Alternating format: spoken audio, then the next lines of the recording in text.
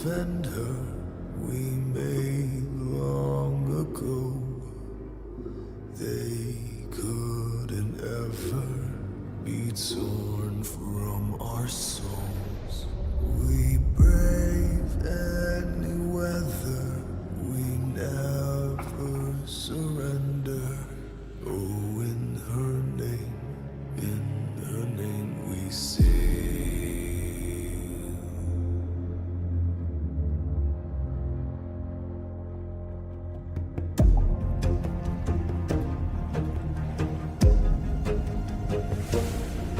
Can you feel the might of the wind at our backs? We're coming for the ones who dare try to stand in our path, become a thing of the past. Do you hear the roar of the men all aboard? We're coming through the seas down north on our old man of war. We sail until early morn. The vows to defender we made long ago. Oh, they couldn't ever be torn from our souls. We brave any weather, we never surrender. Oh, in her name we sail. So the ones we missed back at home we will sing. We're coming with the story or two of the storms we endured. For can we keep fighting for? As our days grow old, fewer sailors could say, we're coming. Here's a toast to the lads that we lost on the way, who gave their lives in her name.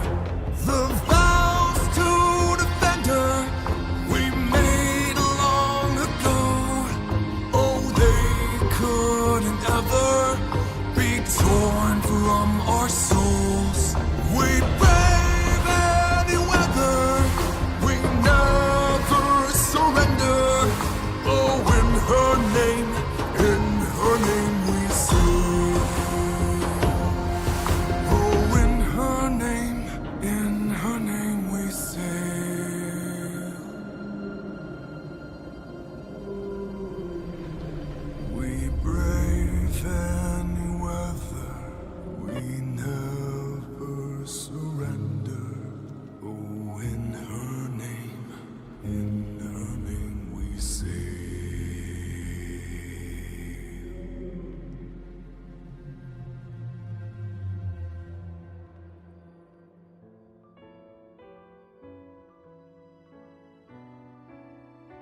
Testing, mic check.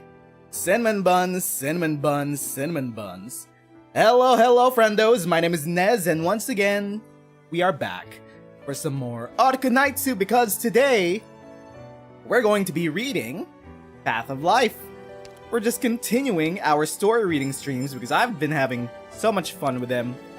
For the past few weeks, we've had Babel, we've had Chapter 14, and now, officially, I think we're in year 5 now of the storyline, but we're continuing off with the continuation of the Seaborn arc, the Sea Terror arc with the Abyssal Hunters.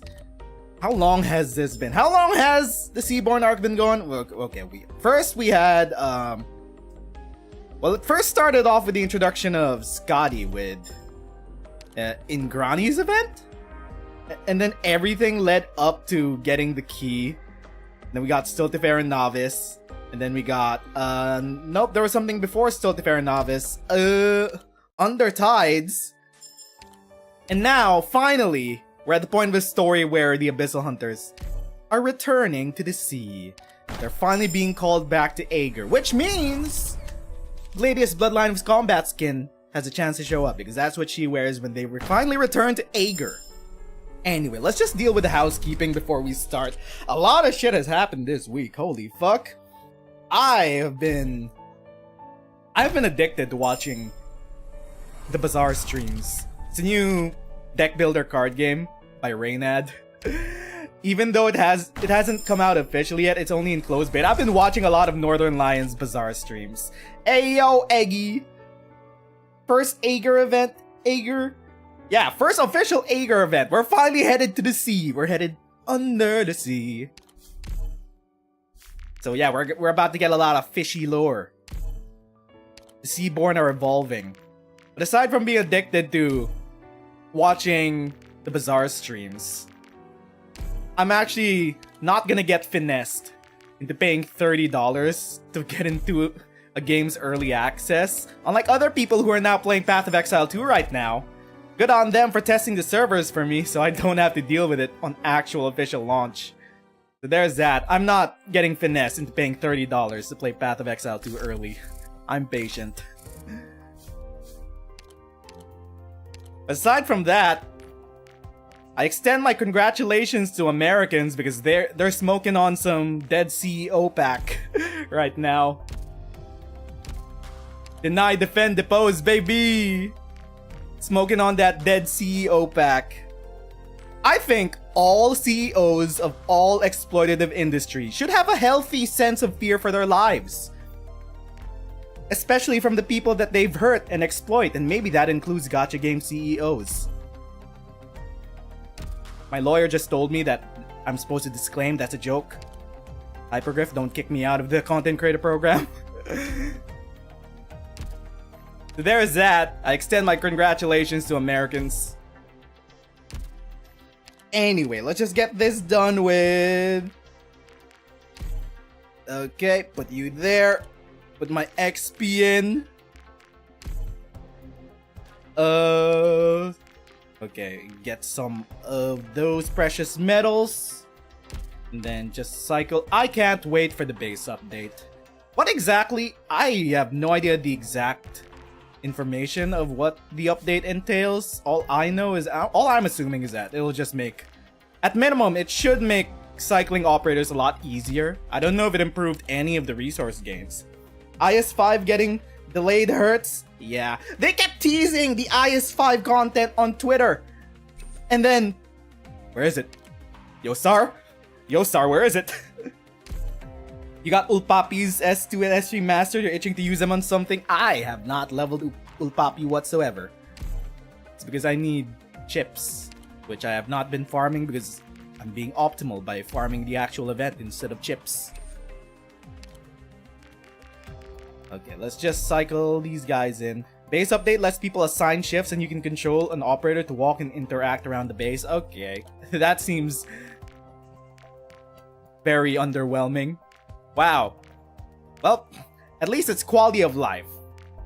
Less of a full update. More of a, let's make this less tedious. It's something.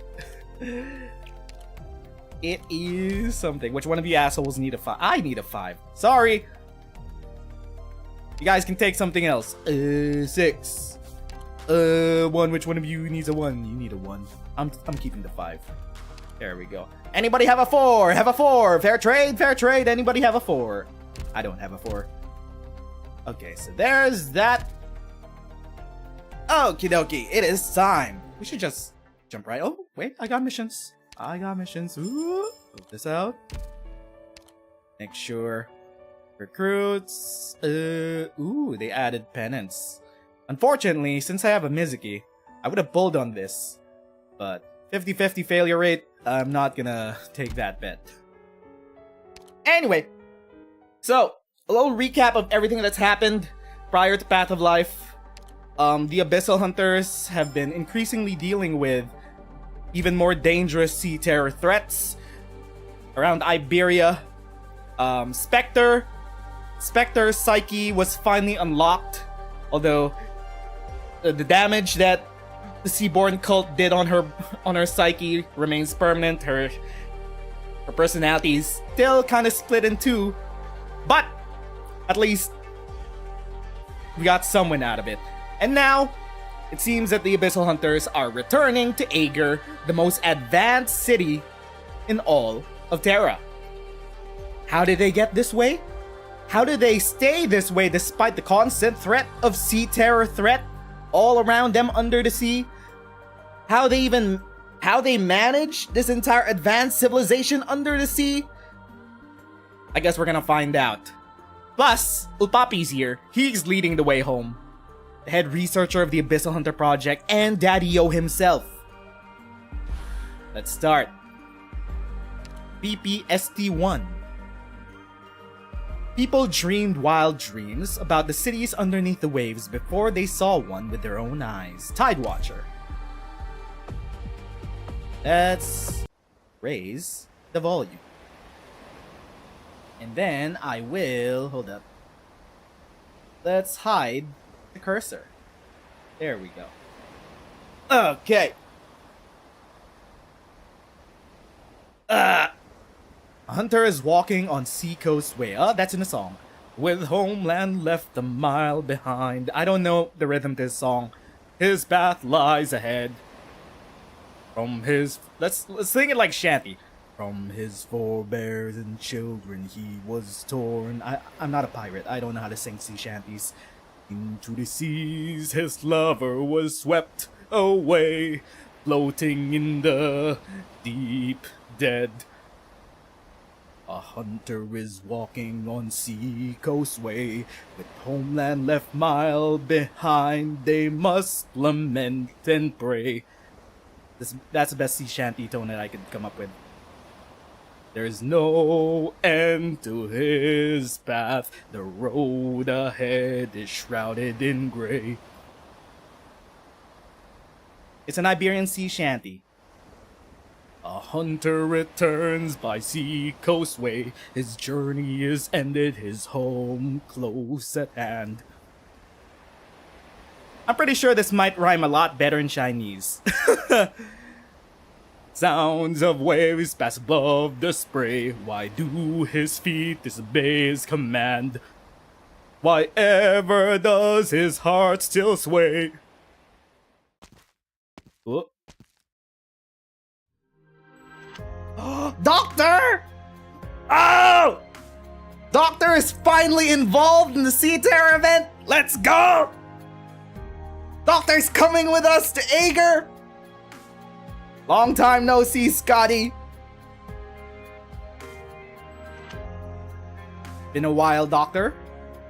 You were supposed to meet that chatty Liberty, but you don't seem surprised to see me. Chatty Liberty. Irene? Oh, Elysium. Of course, it's Elysium. Who could it be? She's not wearing red. That's a different timeline. She's not a villain in this timeline. You and Elysium are both Rhodes Island operators. This is a lot closer to your homeland after all. True. You're an hour later than Kelsey estimated. I guess the Inquisition's review process is strict even with an official notice from a saint. Hmm? At least... Saint? Executor? Or do Iberians have different saints? After only 3 months, nearly all the town's residents have moved inland, aside from a few workers, replaced by a lot of people from the penal battalion. Is this the same town that was in Stultifera Novice? It seems like it. They're using the same CGs. They must be preparing for something. They look pretty intense. The Inquisition is starting! Ager contacted Iberia a week ago. This forgotten town has become a lot less quiet since. Being surrounded by sea scum already sets the young soldiers on edge. Hearing Ager's voice only made it worse. Demands a response, maybe caution. When the undersea nation finally speaks, you have to listen. Turn left at the sculpture and the sea is a quick 10-minute walk. We'll head straight to the Eye of Iberia. Oh, is, what's his face? Irene's master. What's his name again? Denario? Is he still there? Is he still standing watch by the lighthouse? What about the last night? Where did the last night go? Say, Doctor, do you hear the sound of waves? Scotty turns her head slightly into the sea breeze. Her hair dances in the wind, the same color as the shadows in her eyes. The layering has gotten complex. I hear the sound of stars drifting across the sky. The never-ending song of nature in a language forever incomprehensible. Okay, Scotty, do not listen to the sea terror whispers in the dark. I know you have the blood of... I know you were infected by the blood of the sea god. Of the seaborn god. Do not listen to the whispers, Scotty. They're talking nonsense. Even I don't listen to my whispers in the dark. Oh, okay. The whispers are talking. Never mind. I'm here. The hardship we suffer is ever present. How would Seaborn sound if they talked? Do they have vocal cords? Well, there was one Seaborn that developed vocal cords. Well, it's what's her face when she fused into the big, biblically accurate jellyfish. The life we thirst for is ever present.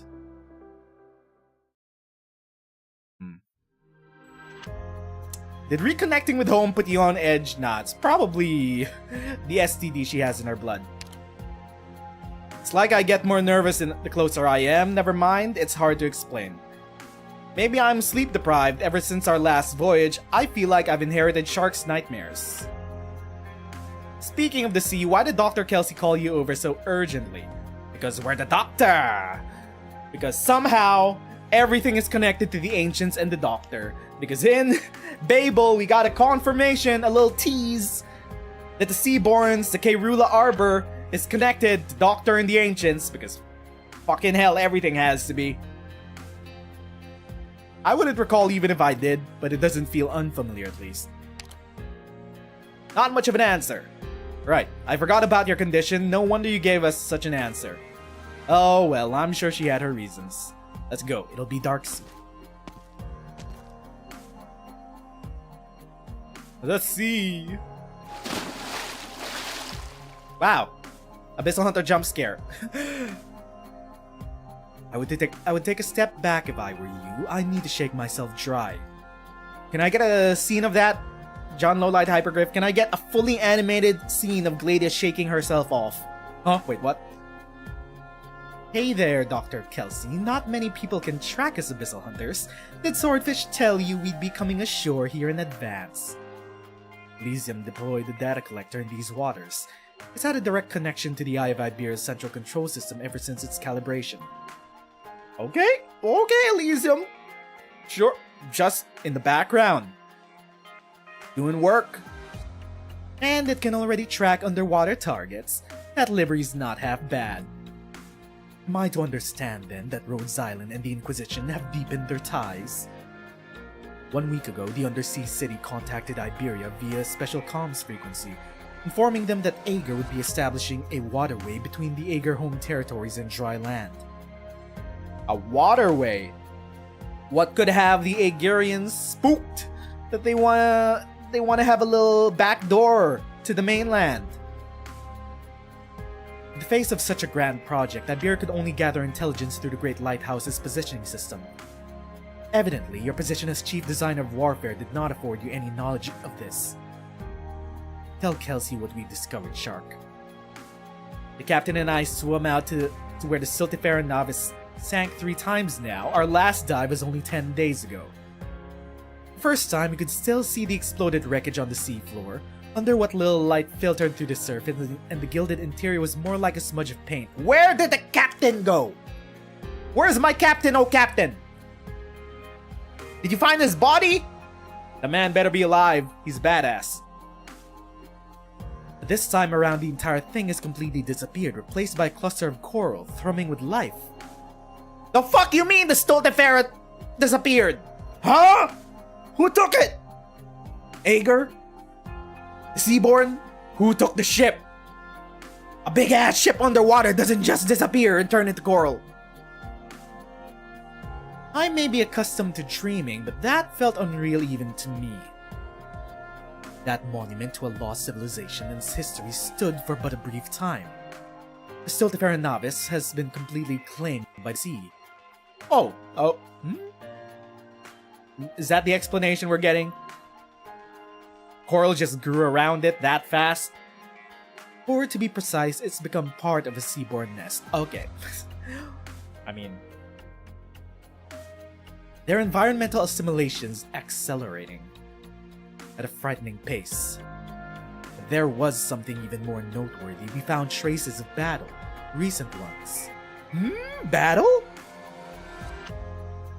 A completely barren patch of sea, lacking even marine snow, a warped and shattered stretch of seafloor, clearly pockmarked by micro-singularities. Only the fleets of Ager's legions could be behind that. As a landwalker, Kelsey, the knowledge of and interest you hold towards Ager are nothing less than extraordinary. Kelsey, how do you know so much about Ager? Have you been there before? Though separated by the boundless seas, Ager has always been a part of Terra. Regardless, Gladia and I decided to head to that city. A risky decision, no doubt. Perhaps a tad. Considerably. As such, we hunters have been observing it for a while. Before our final operation, I attended a military conference between the Academy of Science and the Academy of Technology, as Abyssal Hunter's chief designer of warfare. Among the battle plans they drew up together, I do not recall anyone calling for a military stronghold to approach dry land with, nor any project involving waterways. Interesting. So even Gladia and the Abyssal Hunters downstairs were not aware of the waterway project. Ager has, without a doubt, undergone great changes. Politics, baby! Our contact with the home territories was completely severed after we slew Isharmla. It is difficult to determine the truth of the matter from the information we possess. Maybe Ager has already been, maybe it's already compromised. Maybe the Cult of the Deep have already compromised the higher-ups of Ager. Maybe the pathway is a trap. Yet still hardly reason enough for you to return to Ager. I don't believe I'm the first one to try to dissuade you. Didn't your colleague already do so? Do you mean Ulpianus, Ulpapi, Ulpinis, Ulpipi? He would understand that the land holds no answers for us. We must return to the sea. If his strategy is to maintain a distance from Ager, then all the more reason for us to return in an official capacity. Ever since I awoke from my dream, the waves would tell me time and again that the lost should return home. The Abyssal Hunters must return.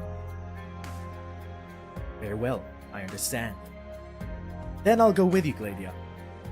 That would indeed be a rare opportunity for you.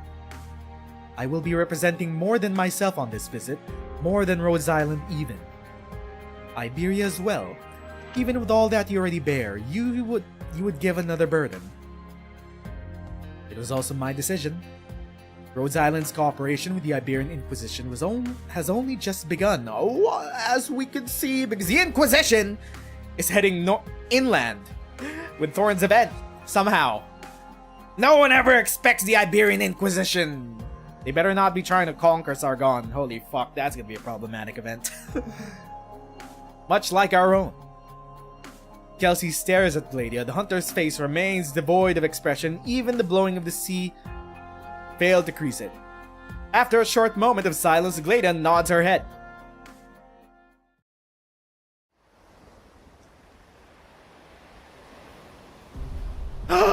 Saint Carmen! Oh yeah, I remember now. They call the Inquisition leader a saint. It's not the Sancta Saint. It is the Iberian Saint. Wait. Is this the new or old Irene? I think this is the new one. It's her new sprite. Seems like the new sprite. How many days has it been since we were contacted by Ager Irene? 8. Su Santidad. And outside of the necessary deployments, meetings, and to the rest, you've spent those 8 days here watching the sea. They haven't given us a concrete time frame for their next contact. I understand you don't wish to miss their next move, but look at the sea before you, Irene. The colors of the deep sea bubble up, nearly indistinguishable from one another. Against the vastness of the ocean surface, the sky seems gloomy. The water crash against the reef, whipping up waves several meters tall, their roars dashing against a small corner of the island. By Iberian standards, an ocean without a hint of sea terror flesh is gentle one, no matter how noisy it may be. An old friend of mine was once the most talented bard of the port. But after that grand port sank into silence, he fled north, past the starving masses to the Iberian interior, to the small town that would one day become the capital. I saw him kneeling by the broken town gates, weeping uncontrollably. From his weeping, the town obtained a new name, Perdonidora. Forgiveness has left us. However, what people need at this time was not mourning, but consolation. Many prefer to use the shortened term, Perdoni, forgiveness. And now, the last eye of Iberia, the final legacy of the Golden Age, shines bright once more. What do you think that signals, Irene? Hope and determination. Hope and determination, of course. Ah, youth. The determination in your eyes is brighter than Dario's when he was your age. Good. Is Dario still here? Is he still standing watch?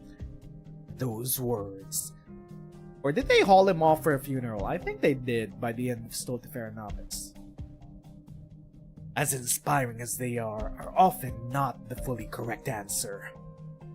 After half a century of being pushed back, our front is finally advancing. Soon, this will become the new center of the Inquisition. But at the same time, we must necessarily bear everything to the ocean, the seaborn and Ager alike.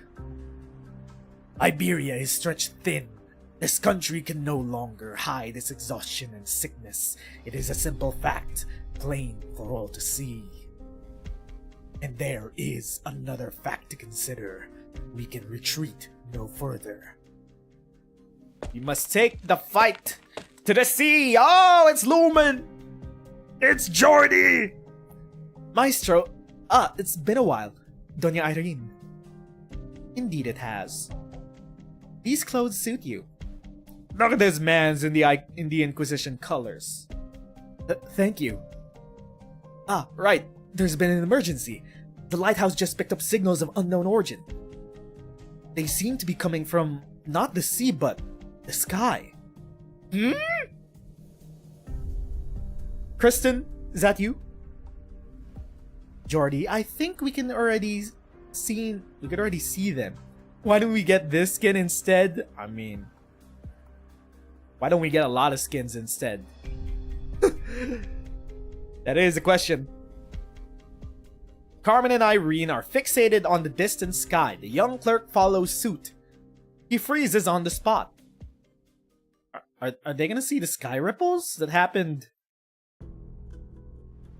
during Lone Trail? What the hell are those? Drones? Wait a minute, no. Sea terrors?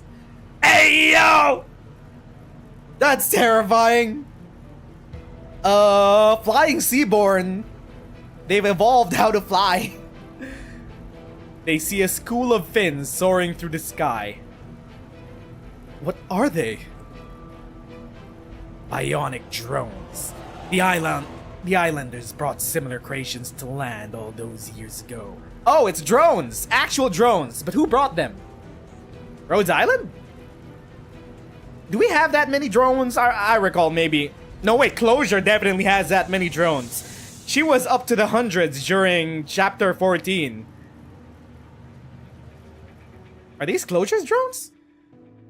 Matrix of drones crosses the sea in the blink of an eye, matching the height of the towering lighthouse. One separates itself from the formation and slowly hovers above the three. Its wings open and close like fins, like a speck of light dancing in the void, and soon after, an amiable and charismatic female voice sounds from it. Oh, that is... Aegirian. Okay. Well, the welcoming party is here.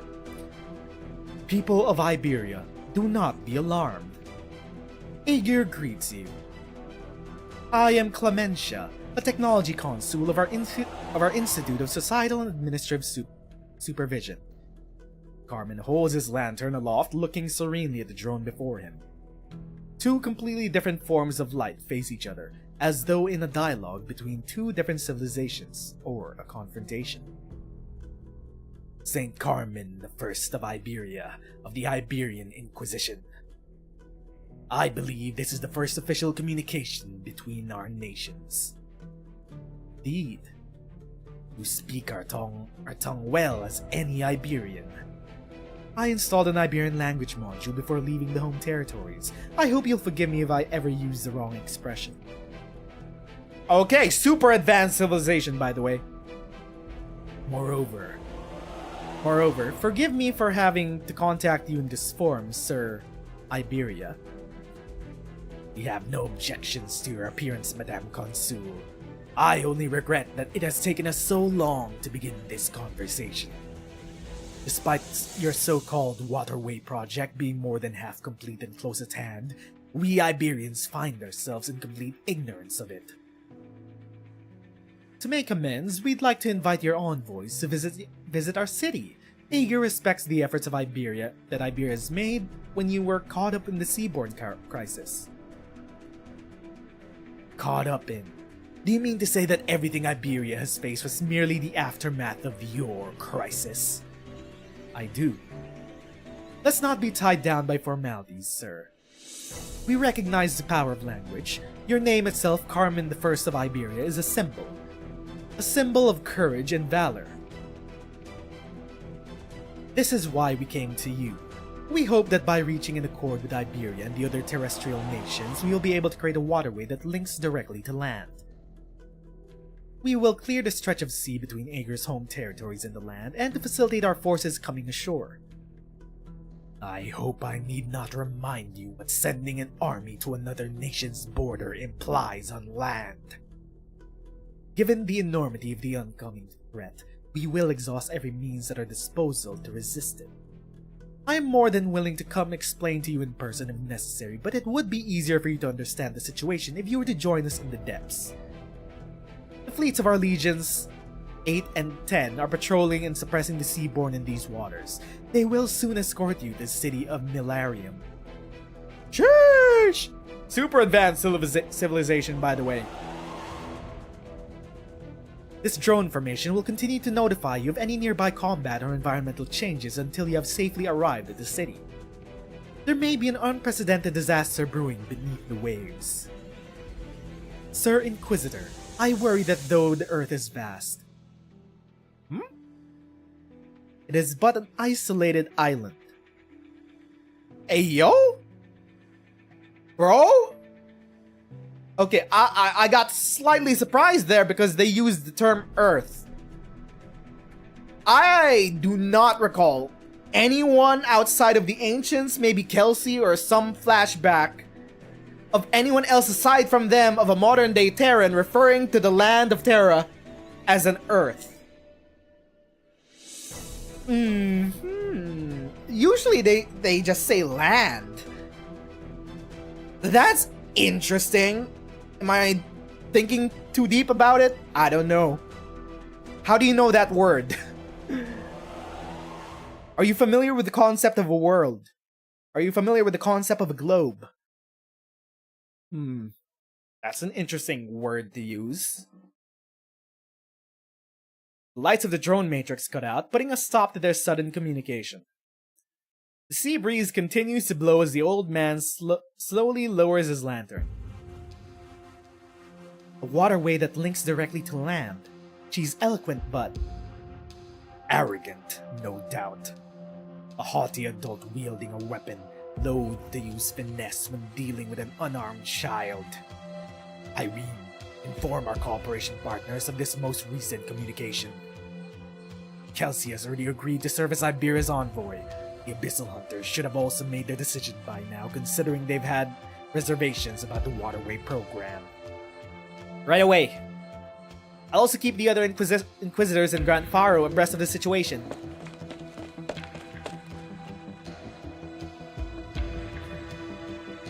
I've made a recording of your entire conversation with the Jägermeister. Please take a look. As for whether you approve of me going, I recall you submitted your application a week ago. Yes, since the Aegir fleet is on their way now, I was wondering if... Never hesitate when you've already made up your mind. It only makes you less persuasive. When I was younger, Uncle Thiago was always worrying about me. He'd tell me, Jordy, you should leave Granfaro and leave Iberia. But he never told me where to go. Aegir was always my homeland under the sea, but I had no way of approaching it. I'd never heard the voice of Aegir or seen its cities. But now, it's so close. The Inquisition has approved of your application, Jordi Fontana Rosa. You will serve as an This voice! Too raspy! Gotta take a drink of water.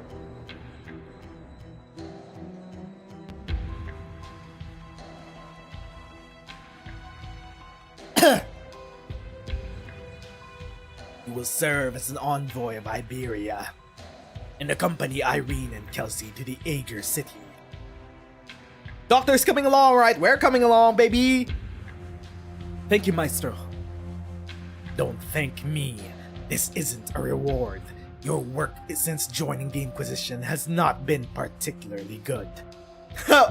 Damn! St. Carmen just laying it down! I chose Irene because she has already readied herself, even going as far as to renounce her long-standing faith. And I chose you because you are still bewildered and frustrated.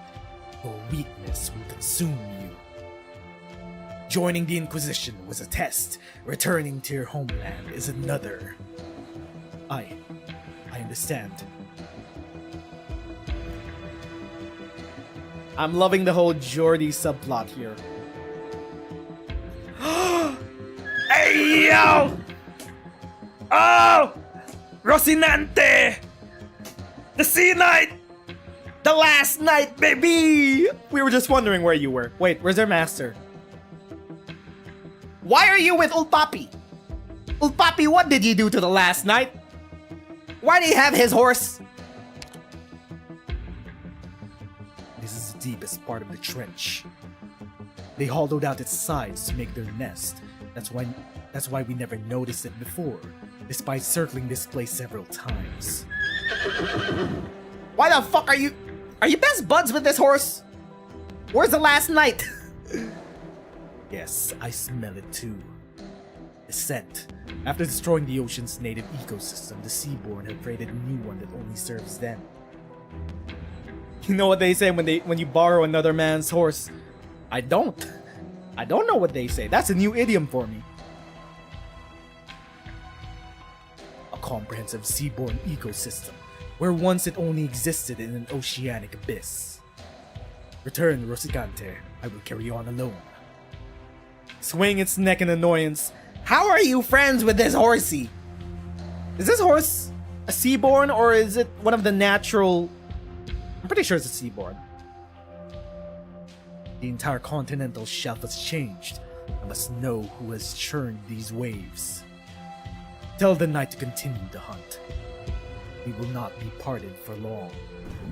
Ooh. What? Old Papi and the knight are buddies? What the fuck? That's a development I didn't expect. What are they, drinking buds? Do they have a drink over Dead Seaborn at the end of the day? Petting Rosicante? Wilpianis swims into the nest. He chooses not to use stealth. Luminescent vegetative Seaborn light up every corner of the nest. There is nowhere to hide in the first place. Atop sets of spiraling blades, minute and curiously shaped organisms sleep, or perhaps drift along. Plankton Seaborn? Jelly Seaborn? Oh great, I have the hiccups again. The rocks of the seafloor cannot be seen. Fine tendrils of the nether sea brand slowly sway in the current, catching fragments of organic matter. They weave together into thick mats, drowning out any sound Ulpianis makes. He can sense the changes in his own body. His consciousness extends and his body relaxes, as though every cell in his body is trying to respond to something. Do not listen to the Seaborn in your blood, Papi! He's clearly an invader, but the entire lair blooms in response to him. Ulpian, Gua, Ulpianus, Kin. Ulpianus is nearly able to see through the approaching Seaborn's translucent body He waits for it to spit out its clumsy words about praying or being preyed on by him, but nothing comes. The Seaborn thinks about his thoughts. Finally, you have traveled far. Here, sufficient nutrients shed your cumbersome flesh. No thanks. Return, grow, migrate. We're not shedding our flesh today. No thank you, whispers in the dark. Humph. For you, I was born, Ulpianus, only for you. I untangle your doubt. I guide you. Return to the embrace of we many. Why did you migrate? Where will you go? You still waver, Ulpianus. What is we you speak of? I don't know, the French we. Oui. You must know we many kin. You must know. The Genozoic will soon awaken. The Genozoic must return. A new cycle. Develop the ocean. Leave the ocean. Nope, we've seen what happens in IS-3. No thanks. You're not leaving the ocean. Fuck you. You're not developing how to fly. The Genozoic will awaken. Leave the ocean. We many see a new path ahead. We hurry. No fucking shot. Is this the butterfly effect of Kristen breaking through the sky pod and the Seaborn seeing the ripples in the sky at the end of Lone Trail?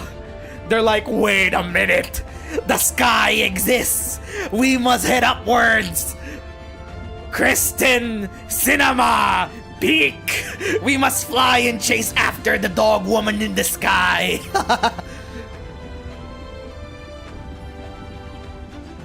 What connection is there between you and the affairs of the city?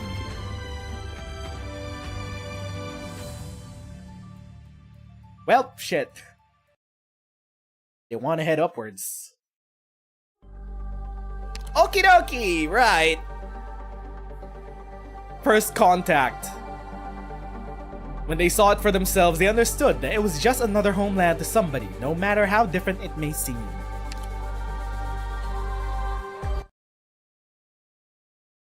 Ah, we're finally in Ager.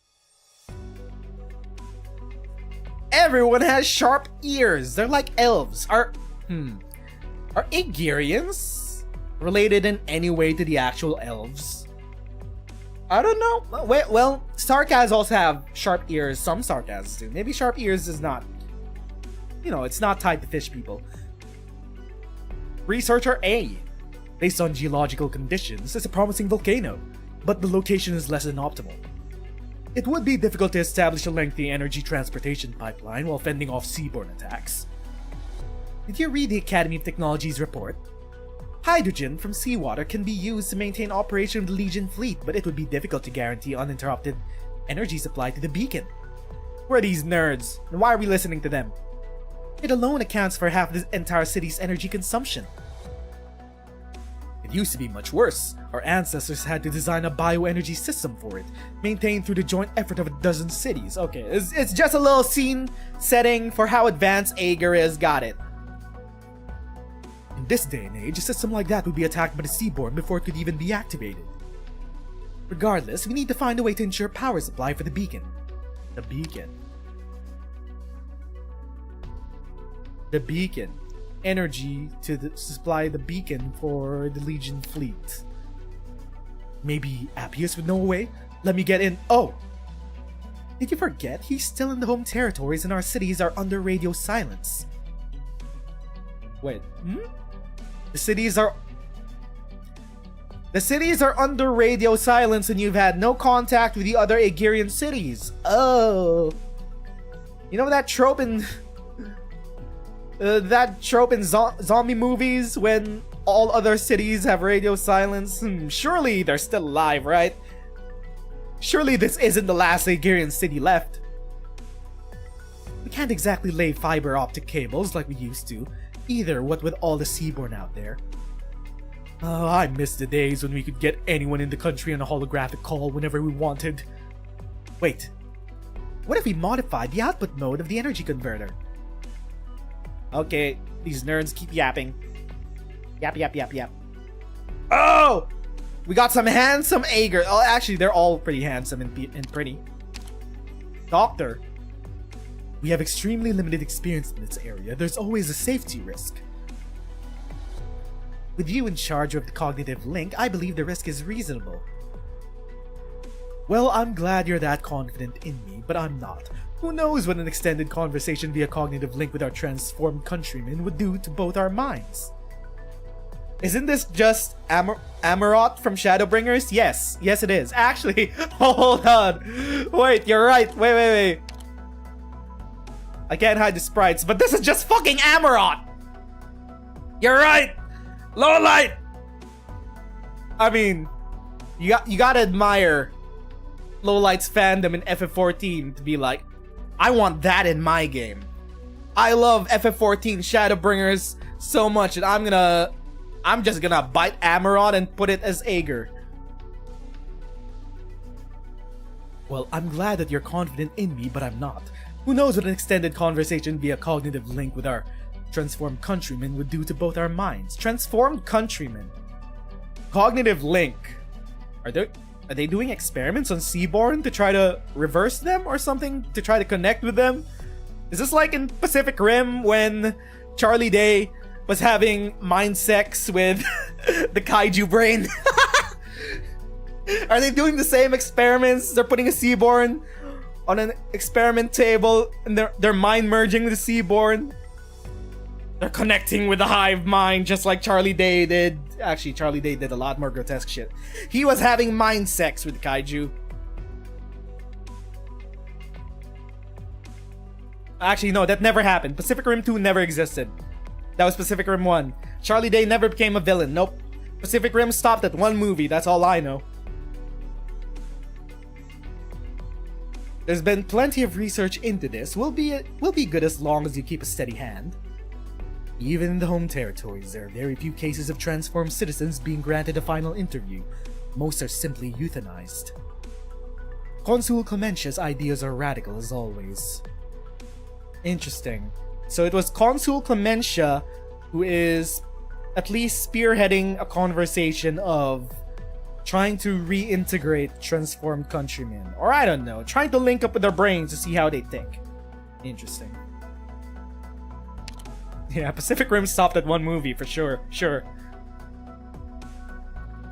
By sorting through the threads of reason via conversation, we could grant them a chance to leave a final trace of their sapience in the world. And what better way to send them off than with a stimulating debate? Oh my god, they're debate perverts. Aegirians are debate perverts. Oh, they're nerds. This is just a whole society of fucking nerds. Stimulating debate as their final words after they've been transformed. Oh my god. But there's a bit of Greek inspiration in Ager. I mean, it's Atlantis. For sure. Oh, well, we're just gonna have a stimulating battle in the market of ideas as your final words on this earth. This is just Amaurot. I mean, yeah. What was that quote from Emmett Silk in Shadowbringers? I do not consider you alive, therefore it is not murder if I kill you. I do not consider you truly alive, therefore it is not murder if I kill you. Trying to debate Lord himself his way through a genocide.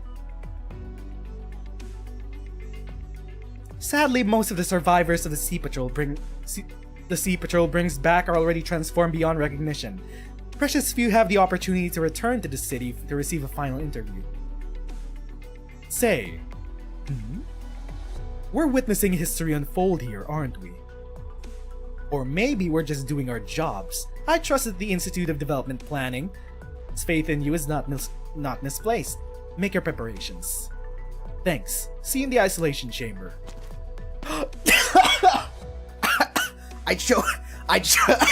I choked at the sight of Jordy. They're already here. That was quick.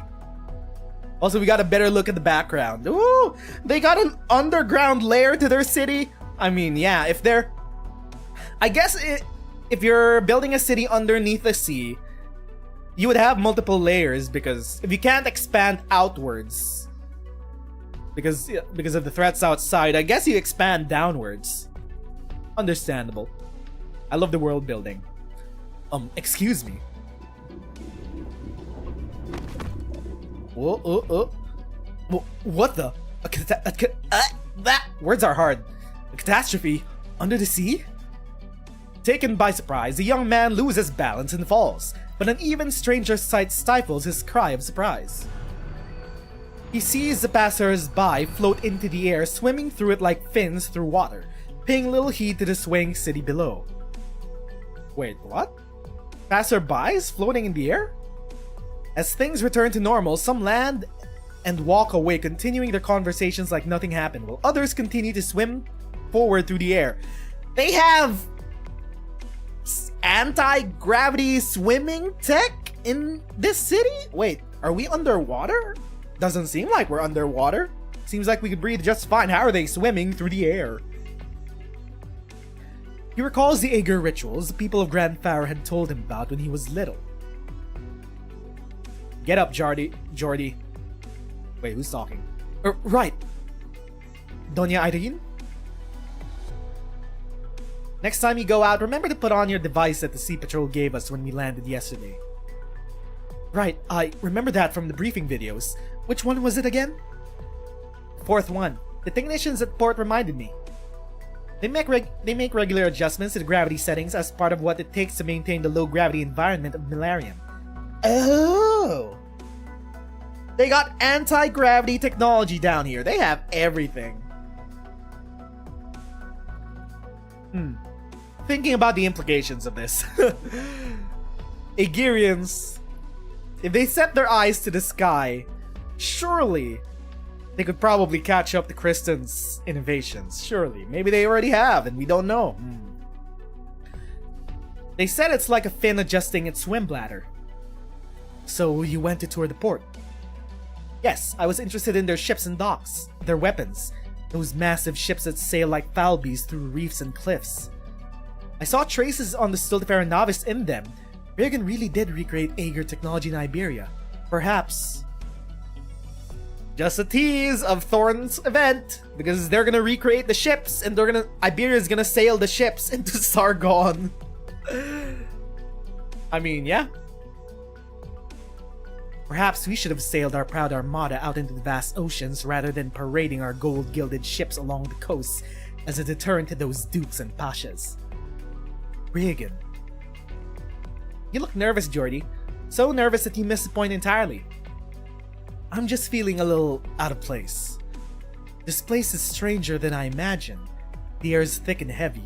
The ocean above my head sends a chill up my spine, and the glowing plants along the streets make me dizzy. Plus what happened just now. Physical discomfort I could deal with, but there's so many oddities here I can't even begin to understand yet. The briefing videos Aegir provided were very detailed, but there's still so much that I couldn't comprehend. Great, my hiccups are back. Even after rewatching them so many times. Food moves on its own without a fork, clothes clean themselves without having to be removed. These things make sense, kind of. Hold up, they're way too advanced to be on Terra. You sure we're on the same planet? But edible sagas, crunchy theorems, I can't wrap my head around those. The best I can do for now is print out one of those emergency nutrition supply devices. Okay, these are fucking nerds. All my life I've known nothing but Grand Pharaoh. Is this what it's like to... No, it's not quite like an Iberian from a backwater village seeing the capital for the first time. Not that the City of Gold still exists. The difference here isn't one between a small town and a metropolis, but almost between two entirely different civilizations. Edible info? It's just like Amaurot.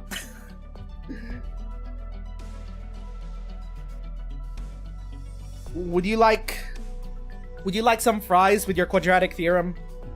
I'm sure I would. I tried to ask someone for directions, but I couldn't understand what they were saying or whether I was being rude to interrupt. I don't even know how they see me, an Aegir in name only. I have my concerns too. You're worried too. You of all people know what Iberia did to the Aegir after the profound silence. I don't know what kind of country Aegir is, how its people view that period of bloodshed, or how they view me, an emissary with blood on our hands. But you didn't. I'm here representing the Iberian Inquisition. I've seen the files on the slaughters. Each report on its own may be thin, but in aggregate. We committed many injustices while cleansing the influence of the Church of the Deep, and the islanders were the most affected. Woke! Who put woke into Arknights? Woke! What? What do you mean acknowledging crimes against populations? This is some woke shit they put into Arknights. I'm quitting the game. I still believe the Inquisition was in no position to be lenient, not when the country itself teetered on the brink. It was our collective decision that we should go to any lengths to ensure the nation's survival in a time of extraordinary crisis. But that doesn't lessen our crime. Woke. Irene is woke. She feels guilt over the killing of people. I don't believe you need to worry about that. Hmm?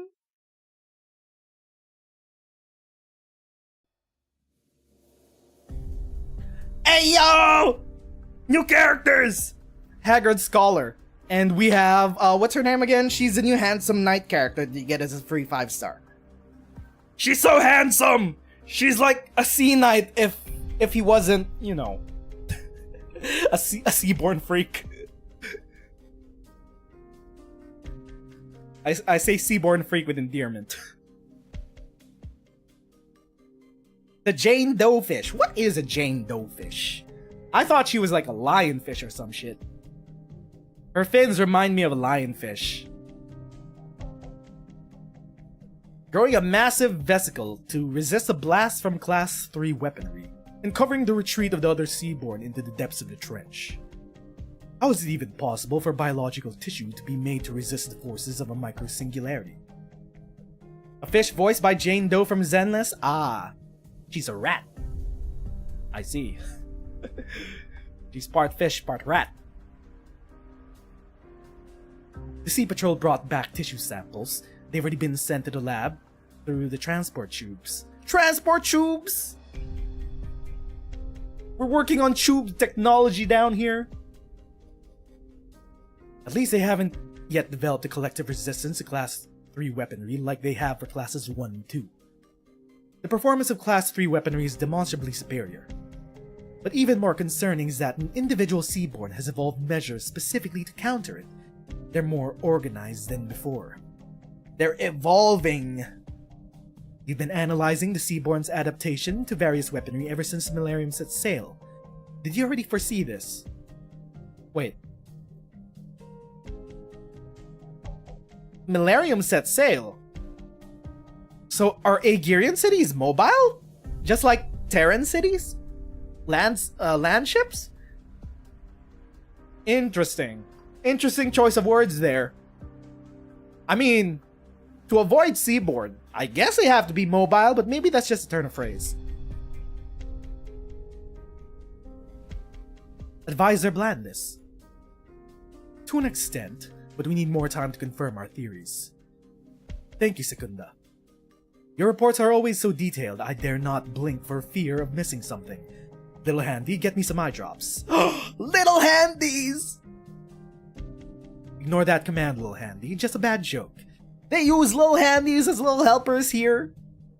Did we keep any Little Handies from Stultifera, or did all of them sink with the ship? If there's nothing else, I'll be going. I need to speak with the technicians about the damage suffered by our ships. I'd rather you just stay a while longer, unless you're hurrying to get some rest after work. Isn't it somewhat ironic, considering you've also received numerous health warnings, but haven't seen a doctor yet? Very well. Still, I'd appreciate it if you could hear me out. It won't take long, I just need to confirm something. Have you read Gladio's report?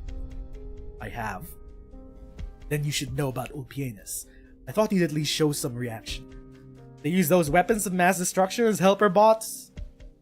They're kind of like little lawnmowers. They're smart Roombas.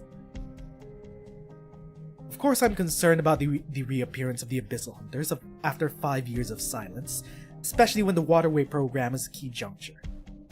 So there's that. We have confirmation that the Abyssal Hunters have been gone from Aegir for 5 years. They disappeared during the final battle with Isharmla, when most of them got wiped out during that battle, and then the only Abyssal Hunters that survived were the ones that we know of. Except for one. There's still the whole question around Ambriana as a new age Abyssal Hunter. Is she gonna show up in this event? I'm still waiting for that. I mean, somewhere out there, someone's gotta be doing a secret project to produce a new Abyssal Hunter. And Ambriana's gonna be the product of it. Is she gonna show up here? Thinking emoji. And Ulpianus' unusual activities are of particular note. He clearly made contact with Gladia's group and is aware of the Milarium, but has made no attempt to establish communications with Aegir. That's Daddy-O, he just went out for smokes and never came back. Meanwhile, we've heard from our Iberian sources he's also declined to work for Iberia. He may be proud, arrogant even, but he is no fool. He must have his reasons for acting alone. Regardless, I intend to find out where he is and what he's planning.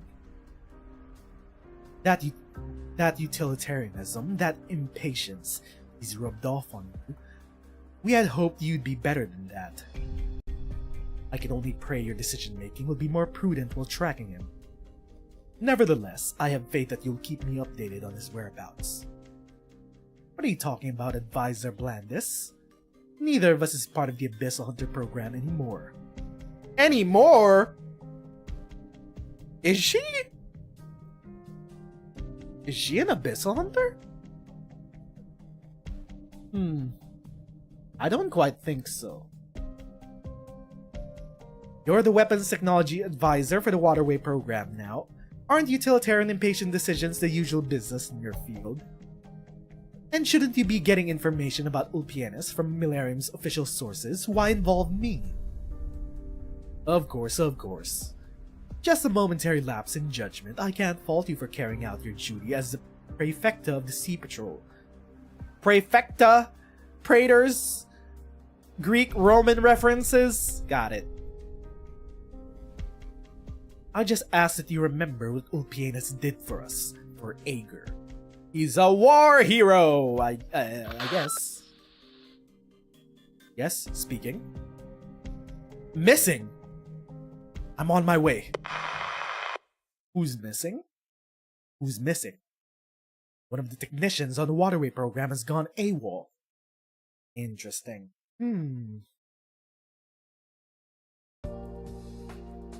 Oh! Is this? No, this is not new music. Never mind. And you are? Avitus, from the Institute of Prehistoric Studies, Academy of Science. I am a nerd. We study the documents and artifacts of the prehistoric civilization. Ayo? Huh? Nani? Ayo?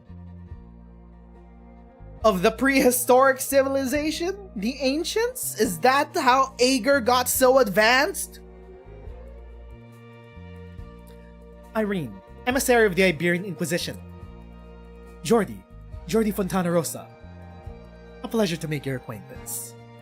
And don't worry, I didn't come to lecture you. I simply felt it was my duty as a citizen of Aegir to free our land-bound friends from their needless concerns. Needless concerns? What I mean to say is, Aegir understands that Iberia took measures proportionate to the extraordinary nature of the times. We can find similar periods in our own history, or even that of the glorious prehistoric civilization. Ha! You mentioned it twice, my guy. The exclusion of outsiders as a necessary means of maintaining social order appears to be an inevitable step in the progress of civilization. Oh! It's a libertarian society. Well. My bad. Arknights didn't become woke. Or at least Ager is like, we know exactly what to do with people infected with seaborne sickness. They're a blight on society. They're not reformable. Let's just kick them out and euthanize them.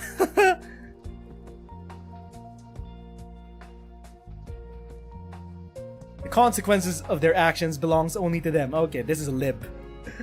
This is liberal thinking. Pull yourself by your bootstraps. It's your fault you became an Ager. How is the government supposed to save you? It's your fault you got infected by seaborne blood. Pull yourself by your bootstraps. It was the consequences of your actions that led to your demise. Here, get euthanized. Shit. I appreciate Ager's magnanimity, Avitus, but consequences they suffered were... No, it's nothing. Thank you for clarifying. You're welcome. It's a little handy! Look at him, he's so... What is he anyway? It's just got a clamp. It's just got a claw. Also, what is that on its front? A grill? What's that grill for? Is that a music device or some shit? I don't know. Mr. Avitus, our land-bound guests, please be informed that this area has been designated for investigation. Just don't get infested, Lamau. How are seaborne even real? Just say no to the genes invading your cells. Yeah, it's... Just say no to the disease. You're advised to proceed to another area unless you have unresolved matters here. A hand of the saint? The penal battalion used them to clean up seaborne remains, but I never knew that they could talk. Apparently, our people who brought them to land did not have time to demonstrate their full capabilities. So they have them in Iberia. Okay. So the little handies were there regardless. I thought they just came with the Stultifer novice, but the Inquisition already had them. They just didn't know how to use them. Multi-purpose support equipment, commonly known as Little Handy. They currently offer 972 different function modules, excluding obsolete ones. One can sometimes tell their affiliation just by looking at the parts and paint job. This one, for example, belongs to the Sea Patrol. What color did I color my little handy back during the Stultifer Novice event? I think it was green. It was green. And it had a bunch of mods on it. It was like a Tamiya. It was like a Tamiya race car, customizable toy. One can sometimes tell their affiliation just by looking at the parts and paint job. This one, for example, belongs to the Sea Patrol. Should I reply? We're very sorry, little handy, sir.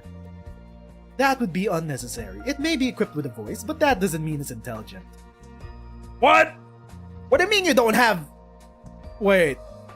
Is that how you treat drones in this country? Oh my god. They're not gonna treat Lancet 2 with proper human rights. I assume that with your technology, maybe... It's true that the topic of simulated personalities has fascinated many a researcher. The first attempt was created 230 years ago and continues to operate to this day. In fact, I put it in an application for you, if you wish to talk to it. 230 years ago is not that far. It's definitely not ancient times. However, whether from the perspective of neuroscience, psychology, sociology, or anthropology, simulated personalities have proven to be rather disappointing in their terms of their benefits to research. What do you mean you think AI is actually, kind of based. They're like, look man, AI is old school news. It's boring technology. No one cares about AI anymore. It's old school. We're working on new innovations. Like anti-gravity tech. Perhaps I've gone off topic though. In short, they remain the stuff of niche research and we do not consider them suitable for widespread application. The goal of all technology development is to empower humanity. What purpose is there in turning a machine into a human? Brother? I mean... Not to get all philosophical on this, but we've had so many different characters have been like, what does it mean to be truly alive? What does it mean to be a person? We've had that during the Sui Saga. The Sui Saga is all about that conundrum. The philosophical question of what does it mean to be an individual? What does it mean to be alive? We've also had that with... We're gonna have that with the Tin Man. We're gonna have that... We had that with Mr. Revenant. We had that with the various Pheronments stuck inside their Horcruxes. We have that with just the robots on Rhodes Island. With Lancet 2, with Therm, with... What do you call that? What's his face? Friston. Yeah. I see. Fascinating. I think it's very interesting that the whole world building around Aegir is that they are a highly developed intellectual society, and they're trying to follow in the footsteps of researching the ancients, the prehistoric civilization, and maybe they're kind of mirroring some of their philosophical ideals just by progressing this far as a civilization. But I don't know. Did ancients before have robot human rights? I don't know. That's something to speculate about. It's like encountering an alien civilization that are like, we are too enlightened to be thinking about trivial matters such as the rights of simulated personalities, or whether they are human or not. Only they would fit such powerful loudspeakers onto one. When quieter means of communication are available, I suppose you would consider it retro. Does this unit have a soul? I don't know, but I'm pretty sure Lancet 2 does. Friston, maybe also. Friston has been... Look, man, if Friston didn't have a soul, he wouldn't go insane after millions of years watching over that ancient tomb. He went insane. Can robots go insane? Is that in their programming? I think you need a soul to go insane. I think you need a soul to have brain rot.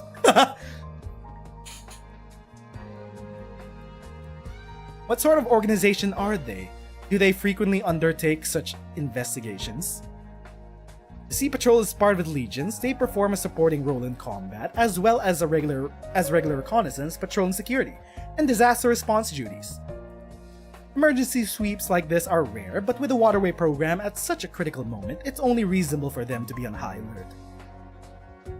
Little handy. Am I allowed to remain here? It is not recommended, but not forbidden. Then I'll wait here. I'd like a chance to speak with the Sea Patrol. Very well. And you, Jordy? I'll be going. Do you mind if I ask you some questions?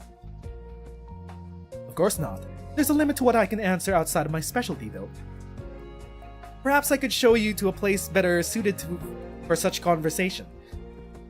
You're not gonna bring him to a university or some shit, or some debate hall. Don't bring this man's into your nerdy ecosystem. He's a fish out of water, huh? No pun intended. He's a fish in water, actually. It's the first time this land fish is in water. Ha, Joe. The Sophon Theatrum. Fuck me, dude. We're going to the place where we debate. Where we debate the matters. In the marketplace of ideas. Oh my god. It's fucking Amaurot. This is just Amaurot. The Art Deco. Goddamn, they just straight up lifted this. Did you sleep well, Doctor?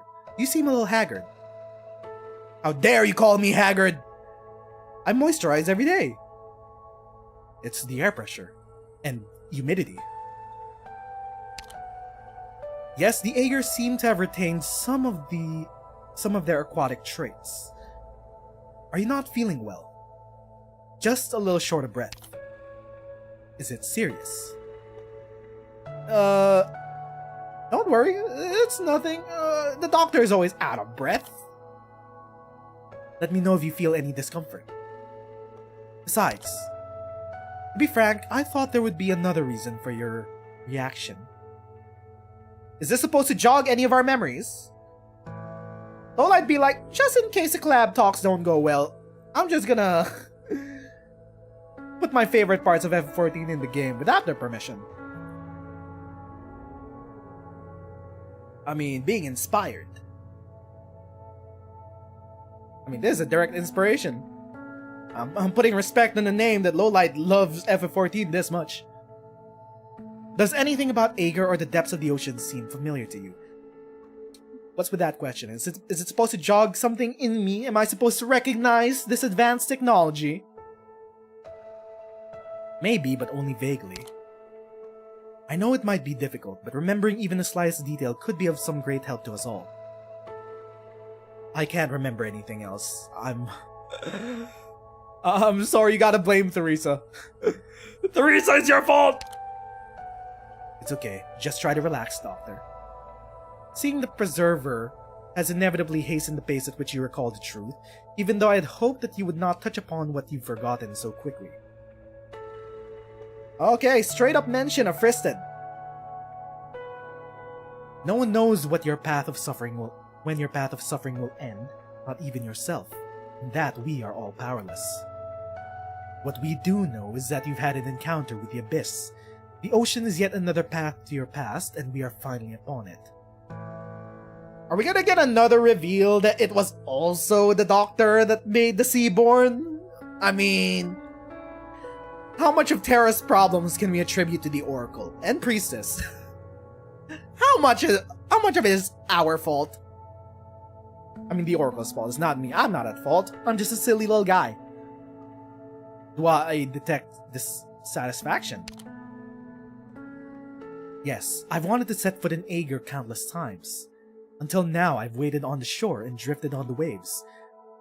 You mean, after thousands of years, you've never stepped foot down here? Wow, this is even a first for you. Yeah, Scotty isn't real. Isharmla is your son, not your love interest. I have witnessed lighthouses in the Armada turn from ideas to reality. Birgit had never given up on re-establishing communication with Aegir through such means. Thanks, Babel, very cool. But all his efforts ended in failure. Aegir never welcomed home their prodigal son, much less opened their doors to outsiders. Interesting. Are we the first? Oh no, we can't be the first land people to step on Aegir. Surely, right? Surely. But now they're even more eager to cooperate than I had anticipated. We need no longer waste our efforts to persuade a proud and aloof giant. Also, kind of forgetting, where are we now? We're still in the before operation. A lot is happening. I can't deny feeling happy about that. Yeah, the underwater city has finally opened up to us. Is there something else troubling you? I'm afraid there is. Aegir's proactive stance indicates that they have a plan for making contact with the land. But even with the most moderate of their measures, may seem too radical for land-bound civilization. A single gesture of goodwill could cause a massive storm. We should intervene as soon as possible. The Abyssal Hunters are a good entry point. The Hunter's situation warrants concern, too. To Aegir, they are neither emissaries nor guests. Having participated in the most radical project in Aegir's history and to come back to life after being declared dead for 5 years, I worry that their return home would only cause... Well, they're already here. Can't think about that anymore. Trouble. Controversy. You're back. Where's Gladia? A somewhat troublesome fellow called her away. I thought your priority upon returning would be to get checked up. What could be possibly more urgent? No idea. But once Gladia's done with her interview, I guess Scotty and I are gonna go to some stupid checkup. Swordfish and I are fine. Shark's changes might be a little problematic. There's no originium in the ocean, is there? Does Aegir understand oripathy? That's right. Aegir seems to be isolated from Originium. The sea itself seems to be isolated from Originium. Do they? I read some medical papers before I underwent the surgery. Even back then, they had advanced knowledge of medulla regeneration and replacement. They should be able to help her. You needn't worry, Doctor. I've inspected myself in the mirror on the great ship. On returning, those endless dreams still creep up on me like bubbles, but they've also become as light as bubbles. Besides, I feel like I'd have more regrets about losing those dreams. But for now, I'm as lucid as I've ever been, and luckily for you, I'm even more in the mood to take you on the tour of the city. Interested? A date? With Spectre? A little tour? Yeah, let's go! A tour with Spectre!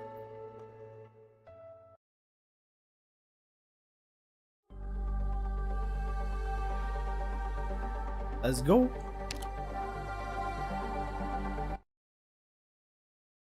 Ooh? What is this place? Did you think we were touring a museum? You were looking at the instruments like they were exhibits. The third place I mistook for a museum then. Why is the gravity reversed there?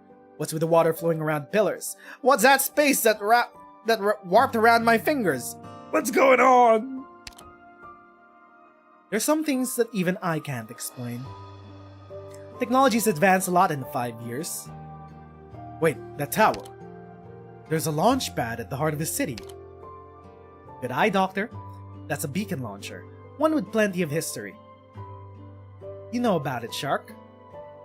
My parents took me around the home territories when I was little. There are similar structures in many cities. I thought Aegir children were raised collectively. I was, but Shark has a special relationship with her biological parents. They're more like friends than parents. They reach a consensus with the Institute of Incubation to bring me along whenever they worked on a new dome project. I spend most of my time in the Institute of Incubation, but I was unable to see the cities and learn, and even work alongside them. So what's this beacon launcher for? Exactly what it sounds like. It launches beacons to mark the waterway. Waterway. Is that like a highway in the ocean? Is that how they swim between cities? How big is the waterway anyway? Aegir had almost mastered the oceans around 300 years ago, efficiently using natural energy in its various forms and recording every seafloor trench in our navigational charts. Oh, very advanced civilization, by the way.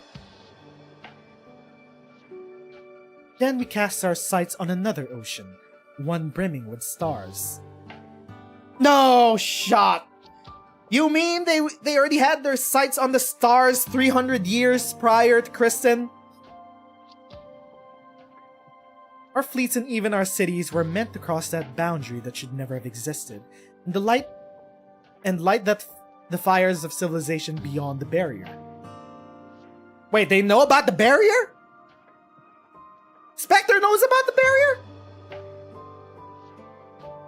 Beyond the barrier? The Preserver's right, Doctor. Kristen's achievement is not beyond Aegir's reach. They've known! They've known all about the star pod! The sea and the sky are closer than we thought. People back then tried plenty of things, surveying, deciphering the electron clouds, developing new technologies and materials, exploring forms of life that can be adapt to space. They know about space?! Whoa. Okay, the rest of Terra playing checkers while Aegir playing 4-dimensional chess. This beacon launcher is a product of that era. But then again, no matter how advanced Aegir was, they got mogged by one American woman. The hole in the sky has been there for a year. I don't think anyone doesn't know about it anymore. Oh yeah. I mean, maybe they just recently learned about it. Actually, no. They said They said the tower for the beacon to shoot beacons up into the sky has existed long before Kristen broke the sky dome. Yeah, they've known way before. I don't know. If you're a Durin, maybe all you care about is just drinking and partying. Nanomachine swarms would form networks between beacons, allowing us to traverse vast distances in an instant. Or so we dreamed. You never told me any of this before. Lucid moments were hard to come by in land. But yesterday, I dreamt once again of walking from the Saphon Theatrum straight into that epoch. Then I saw Laurentina dance. She leapt from the waves to the stars, stirring up stardust that trailed the hems of her dress. From afar, the voice of the master of all creation answered her in song. Is this a reference to her Bloodline of Combat skin? Is that why we see the twin moons in Spectre's Bloodline of Combat skin? Thinking emoji. They long for the stars. The universe and imagination know no bounds, and Laurentina's dances will never cease. Spectre closes her eyes as though sinking back into the dream. What is it? Just trying to picture it. Perhaps that day will really come, Laurentina. Before pushing open the door to the stars, they wanted to prepare themselves for any threats beyond the barrier. That is, until the Seaborn appeared and interrupted the dream. Wait. Hold up, did they just drop that the Seaborn only appeared at minimum 300 years ago? Because they were focused on shooting into the stars. They were like, oh, let's explore space. And the Seaborn were like, surprise! We've been here all along. Okay, interesting. We poured all our efforts into studying them, setting aside all else, art, science, and previous visions for the future. So that's why they stopped reaching for the stars. It's like, okay, code red. Our entire civilization is in danger. Stop with the bullshit. No more debates. We got Seaborn to take care of. Seaborn fundamentally changed Ager. What did you do before becoming a hunter, Scotty? What did you do before becoming a hunter, Spectre? Why is it? I want to hear both of it! Fine, Spectre. I was just an apprentice sculptor. The Institute of Development Planning provides tailored career proposals for each citizen, which are usually in line with our wishes. I suppose I would have gone into home design, sculpting, or dance. Say, Kelsey and Doctor, we've shared a lot of our info during our time together, but we've never talked about our old lives. I mean, the juxtaposition between Agirian society and Durin society is very interesting. Durin society is probably the closest we've gotten to a communist utopia on Terra. They have democratic discussions about society. They're allowed to choose whatever they're allowed to choose whatever line of work they want to work in while supported by the state. They have social safety nets. They drink and party all day because they have their social safety nets and communal culture. Meanwhile, in Ager's like, we're gonna give you the job that you think you want. If you're infected by the Seaborn, sorry, tough shit. Pull yourself by your bootstraps. Your fault, motherfucker. Time to euthanize you, baby. That's your fault.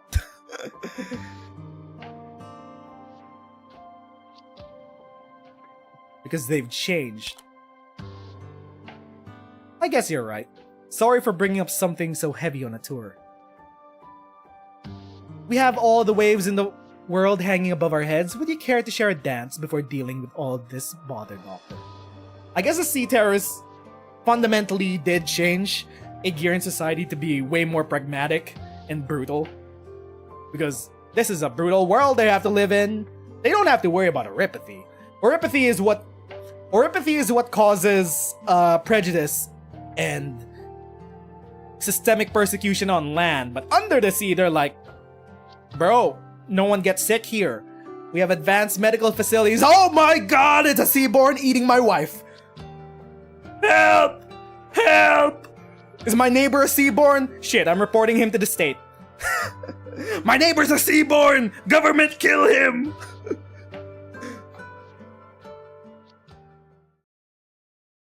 Which is why, what's her face? Consul, what's her face?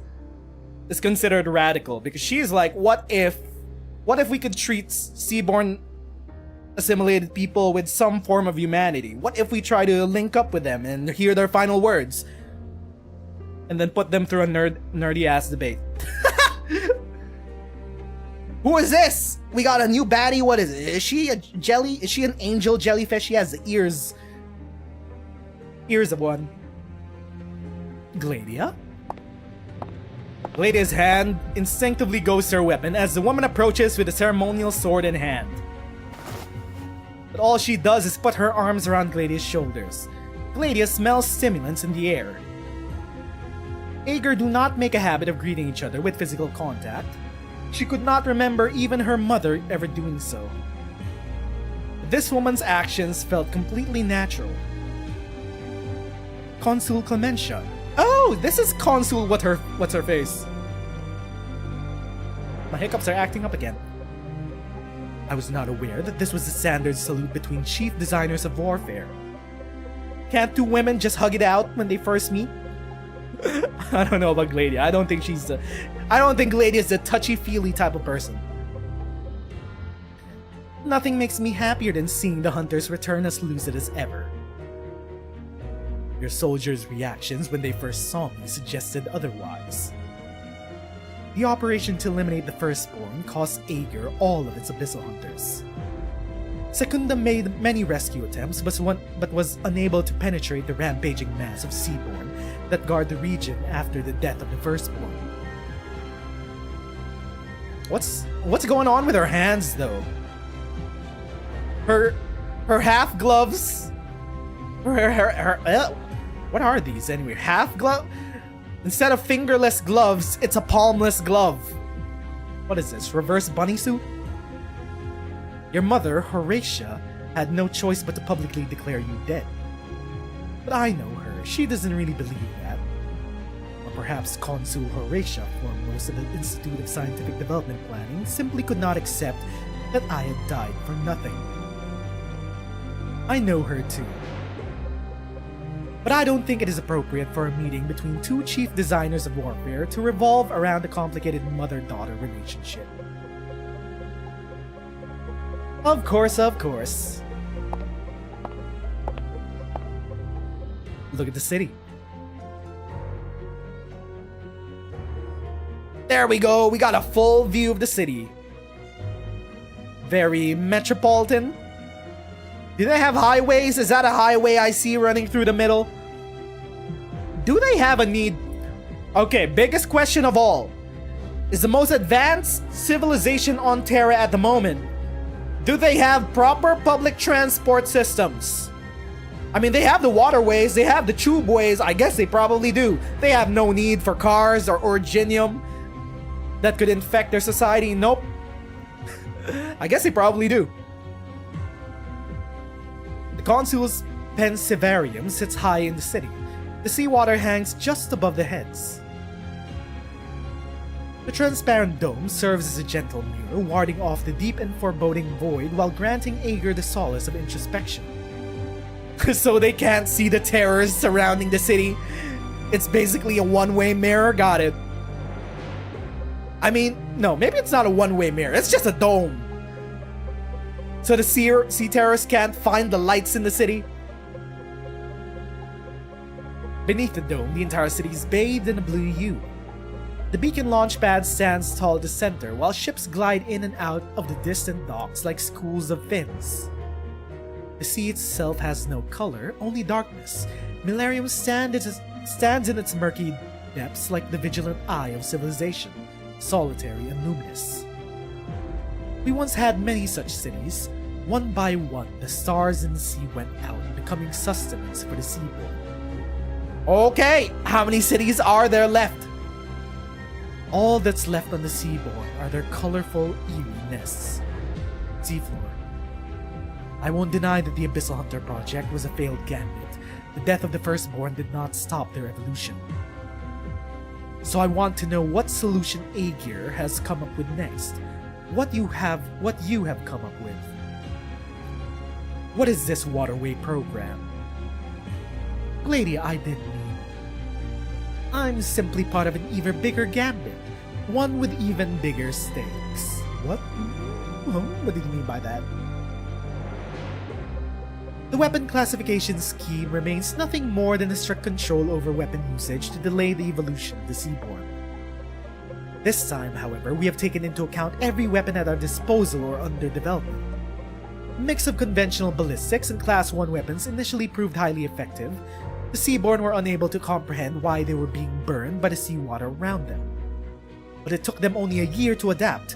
11 months in, we accelerated the adoption of Class 2 weapons, which operated on completely different principles, etc., etc., until their evolution outpaced the ability of the Academy of Technology to innovate.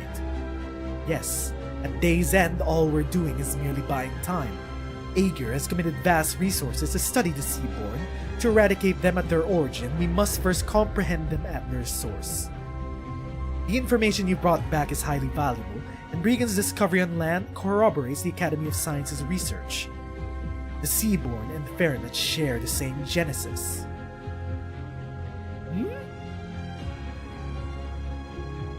I mean,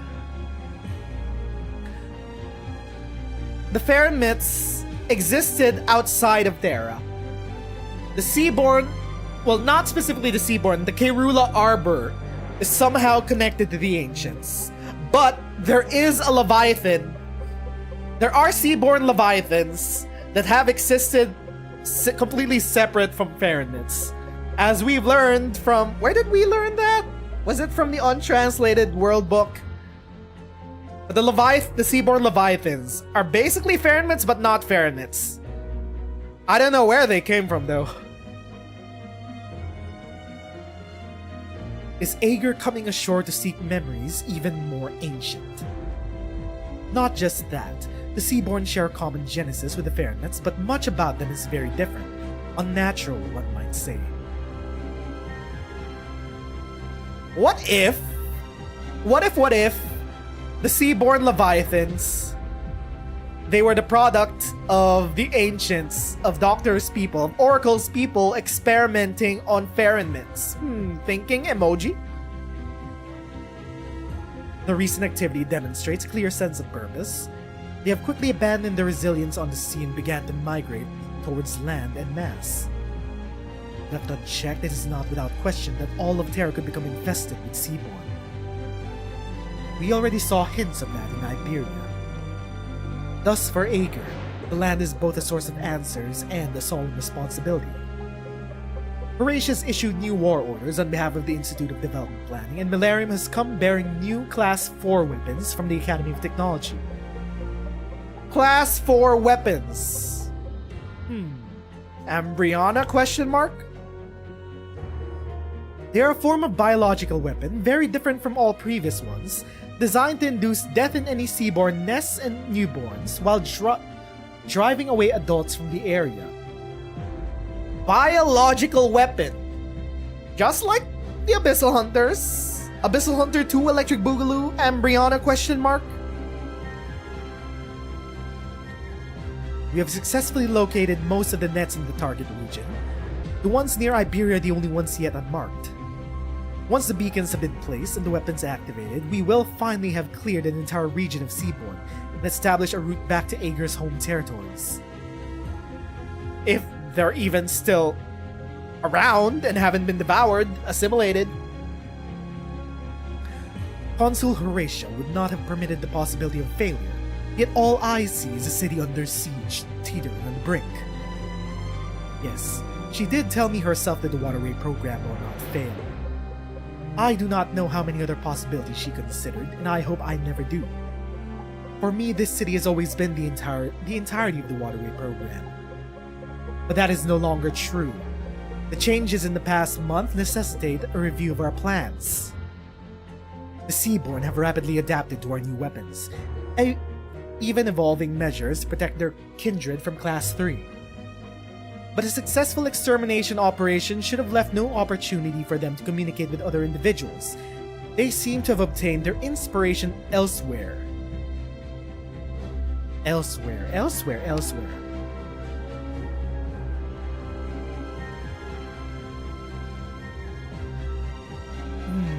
On land? Their development is spurned by things that they've learned on land? Question mark? Almost every mutation of the Seaborn against humanity has been abetted by the twisted efforts of the corrupted Aegir. The Church of the Deep! Yet the Seaborn lack true intelligence. We could toss all our prototype weapons into the nest and they wouldn't dismantle or study them. The Church of the Deep may be able to train them to attack an army or a city, but bringing about rapid biological changes is another matter entirely. Unless they're not being influenced by the Church of the Deep but by another Firstborn. Another Leviathan? Unless... Is there another Leviathan, or is it, I don't know, Isharmla's blood working in the shadows of Scotty's blood? I see you've already read my belated report. Indeed, Ulpianus claims that the one we eliminated was not the only one. Okay, never mind. There are more. There are more Leviathans. The Abyssal Hunters were the first and last Aegir to enter the Firstborn's lair. Even now, the Seaborn defend the ruins with a frenzied fury. We have not found a way to get through. Amongst the hunters, Ulpianus spent the longest time there, enough for him to witness the truth. Oh yeah, that's right. That was a thing during Stiltifarer Novice. Ulpianus was there for a long time. The whispers did whisper in his ear for a while now. You're still deliberating on whether to believe him. Yes, it could be the key to solving the mystery of the Seaborn, or the path that leads us to destruction. Could a hunter survive for months on Seaborn remains and remain lucid? Would a lucid hunter willingly stay with them, rather than returning to civilization? What's up with old Papi? Why did he go out for smokes and never come back? He was just gambling with his Seaborn buds. He was befriending the last night. There are too many unanswered questions about Ulpianus and that fateful operation.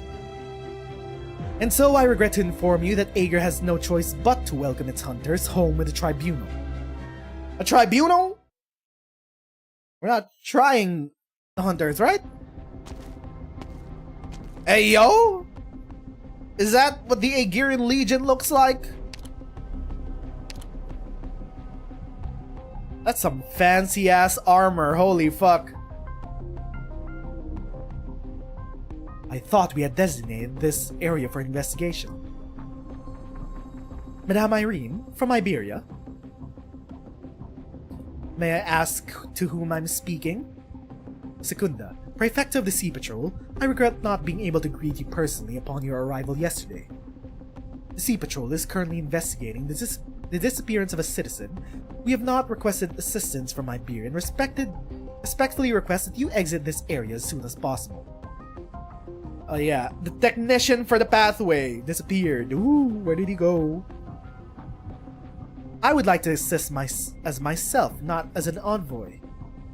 Your offer is appreciated, but unnecessary. I want to. Any news from the other teams? Okay, just cut her off. Okay. One moment, getting the video feed now. That's the silly voice I'm giving him. Ma'am? No unusual movements at the port. Tisk. Alert the other teams to monitor the closed civilian gates and keep a close watch on the circulation system around town. Roger! He's a silly little guy. You're okay with talking about this in front of me?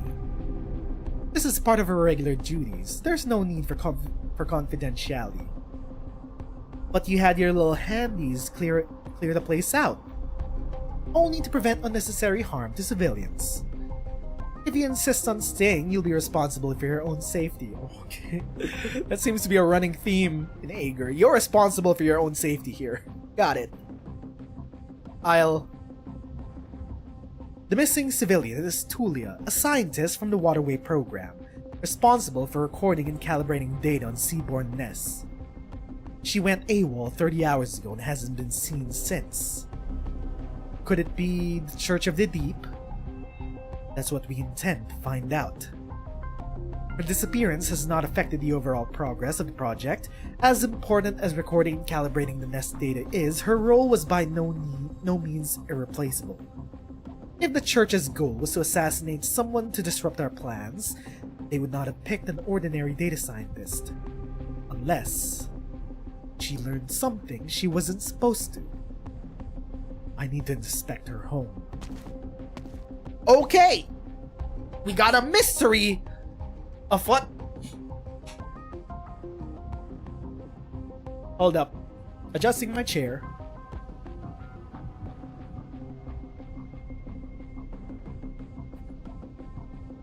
You're sharp, Madame Irene, but I would recommend coming with us. I'm simply investigating our common enemy in my own way. Suit yourself. Okay, I'm sensing a little bit of tension here. It's like... Story? No story. Tribunal welcome.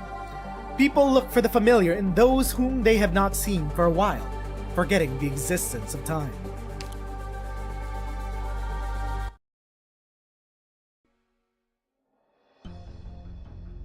That ship in the background is an Aegirian ship. And it definitely looks like the ships that we're eventually going to be seeing from Iberia in Thorn's event. No one has been here the whole time? Affirmative. No signs that the Lohandi's logs have been altered either. Excuse me, how do I view these records? Grant her the permissions. Yes, ma'am. Ah, very nice. Sekunda takes a device from her belt and dances her pen around the surface, leaving trails like a labyrinth of seaweeds. What's your prefecta doing? She scribbles whenever she's thinking. Says it helps her organize her thoughts. It's a habit she's had ever since she was a researcher. No one else can decipher what she's writing. Or drawing. Not even that's clear. She's the only one who can parse it. Interesting. Books are arranged by thickness, shell decorations by size, data downloaded from the Sophon Theatrum by time. She's a detective! Seaweed cream to prevent dry skin. Is it because Milarium is approaching the coast?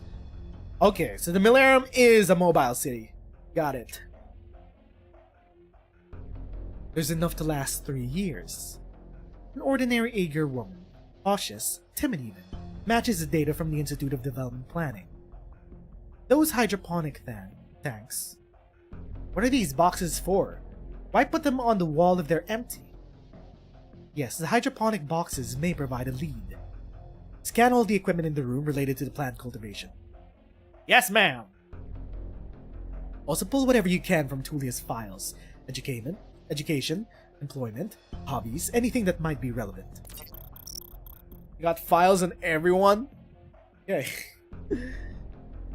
He previously worked at the Institute of Ecological Art with a focus on the cultivation of endangered seaweed. The quote straight from the IEA's files. The artist has carefully cultivated these deep-sea seaweeds to weave a dynamic, ever-evolving portrait of life as they grow. These hydroponic boxes were Tulia's belongings. Images of her artwork are also available. How beautiful. She was an artist? Wait. Were they meeting common ground, appreciating an artist's work? They look like they've been left empty for quite some time. According to the files, she joined the Waterway program after a reassignment. She wouldn't have abandoned her old life for no reason. True, her disappearance may very well be related to her career change. How's that scan coming? Nothing unusual with the cultivation equipment, but we found an operating log in the integrated terminal. 2 days before she went missing, she downloaded some data from the Beacon Tower Control Center and made a backup. We were unable to locate the file itself, though. Try to backtrack her steps, contact the control center, trace the data from their download logs. If she was still going to work before she disappeared, couldn't her friends and colleagues know something? Perhaps. What's the situation on her social relationships? What about the person who made the report? We've arranged a questioning.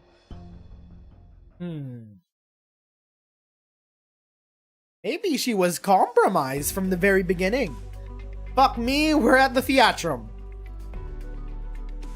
It is time to debate in the marketplace of ideas.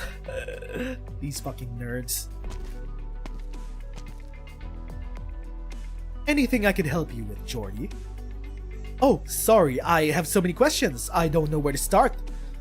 This is, metal tree? Do I just ask it?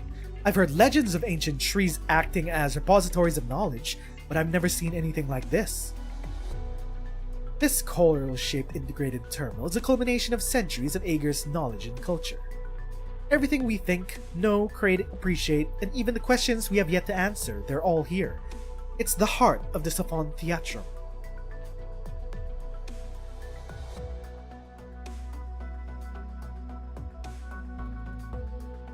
And what is the Safon Theatrum exactly? Conceived and established by Martis, the great scholar of anthropology and prehistoric civilization. It is a public facility that has had a profound impact on the nation. Aside from the mutually supporting atoll city clusters above the sea level and the modular city networks in the trenches, most of our other cities have unique forms and designs. Yet even nearly all of them have chosen to adopt Martis' design and establish their own Safon Theatrum. Look around you. This is a place for people to think, doubt, debate, and eventually coming to an understanding and making a decision. A coliseum of wits, if you will. Fuck me, they actually called it a marketplace of ideas? Oh my god. It's a literal marketplace of ideas. Fuck off. The most complex equations, the most ancient drawings, the most beautiful songs, and the most well-traveled roads were all born here. I believe this is exactly what Martis himself wanted. You keep mentioning this Martis. What kind of man was he?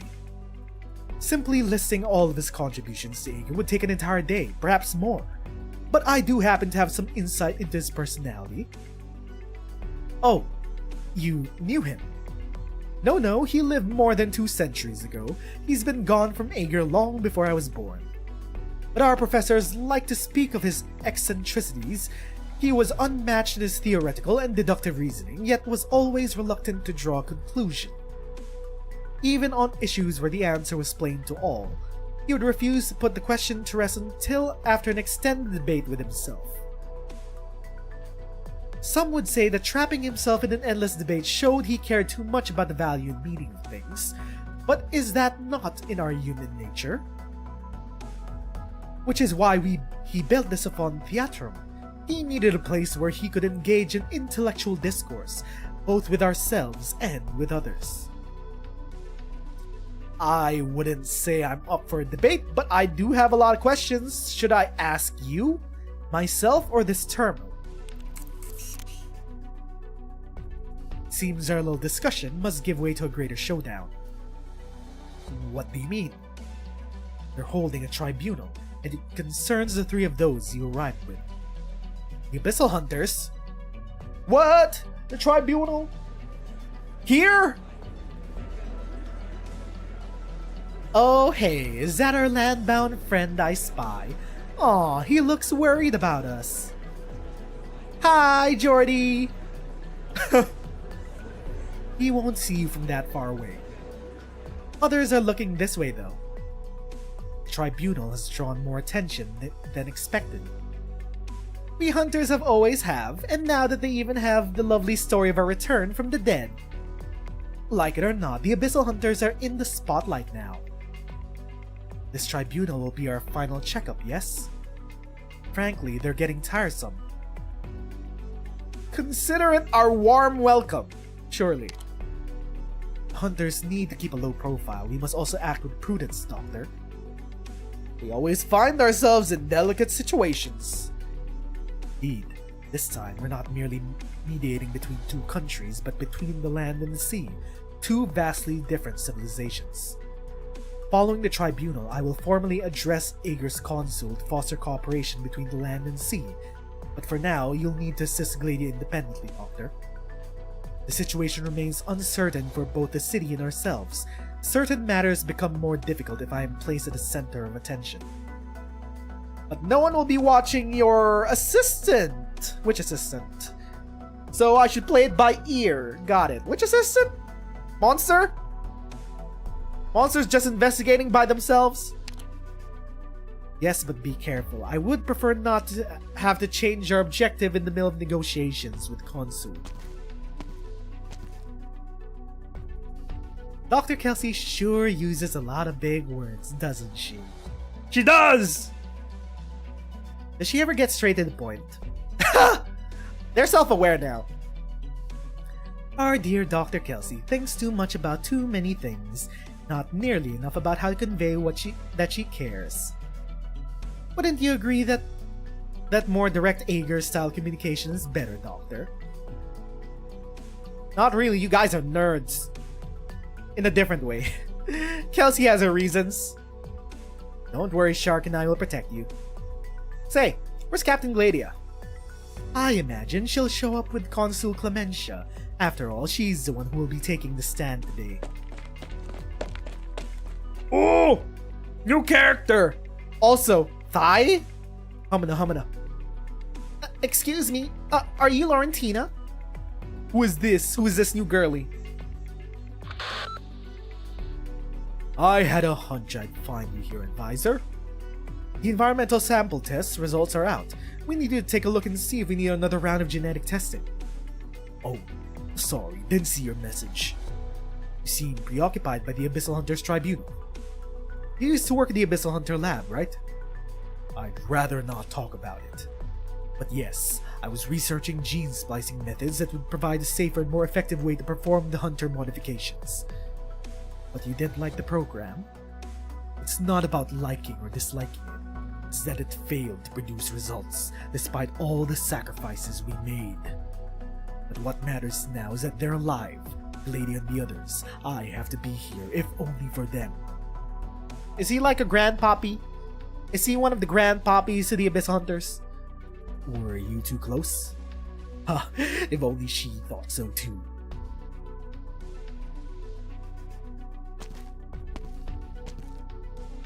Bro, we're getting so many Aegirian sprites in this event. And they're all looking pretty dapper. Also, Booba. Magister Avidus, may I sit here?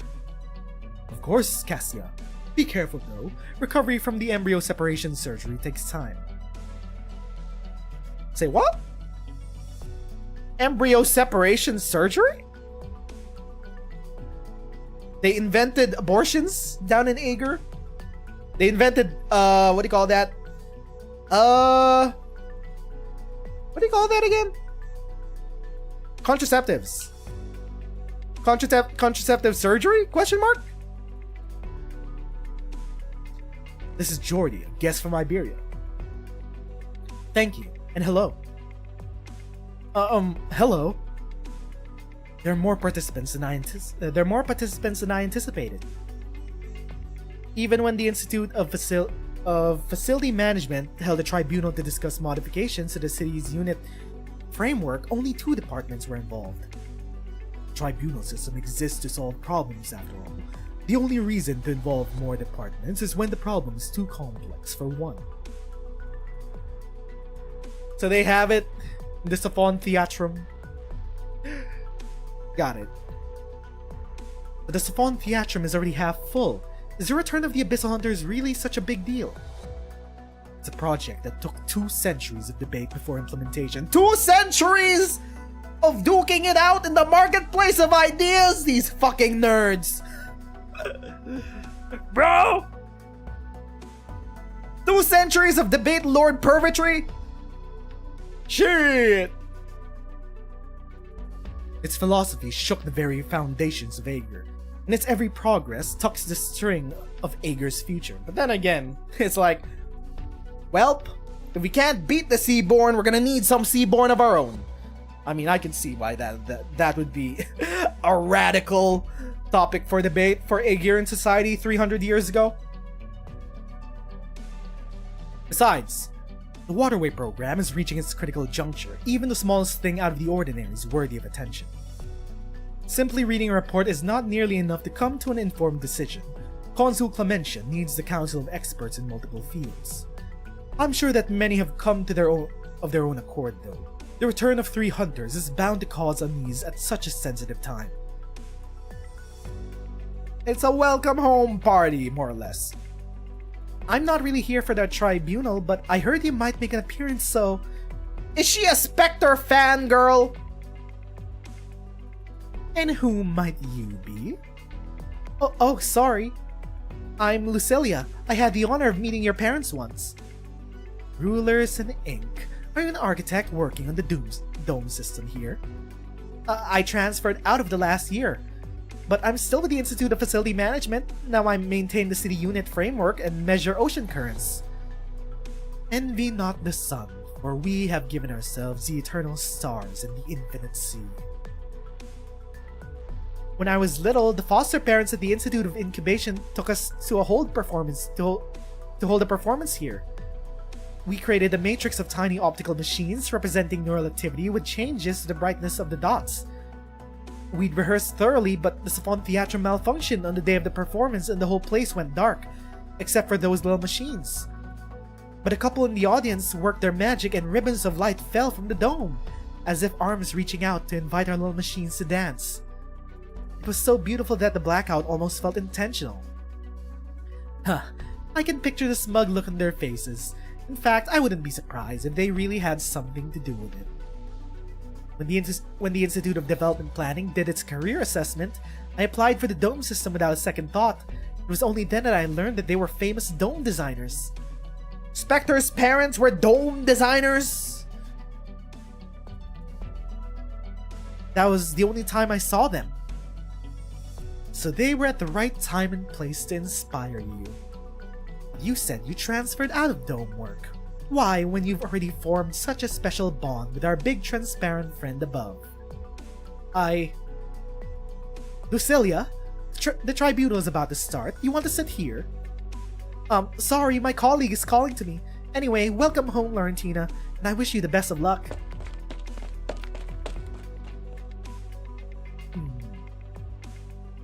Interesting.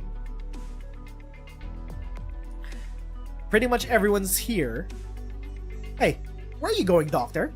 Where am I going? I have to use the bathroom.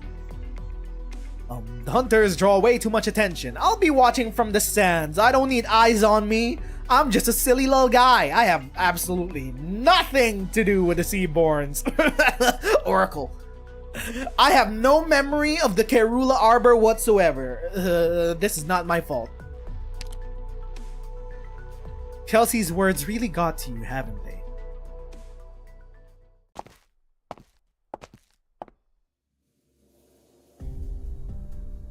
Even among Seaborn, Gladia is super tall. As you're all well aware, Millennium has successfully made contact with Iberia. As such, the waterway program now enters its most critical phase. A thread of light leaves a massive coral-shaped terminal to surround her, forming a giant ethereal ring in the air that dances to the consul's words. More threads weave together to form cities and tides, hunters and seaborn, transmuting words to images and giving substance to sound.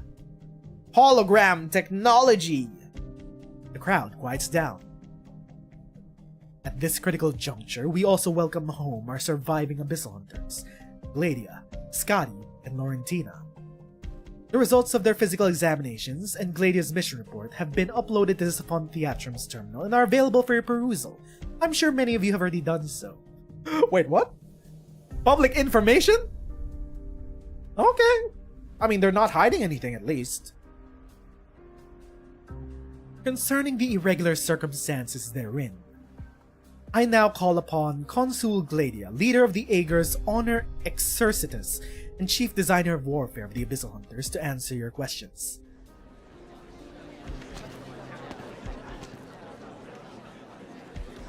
You navigate through several rows of Aegir and sit in one of the back rows.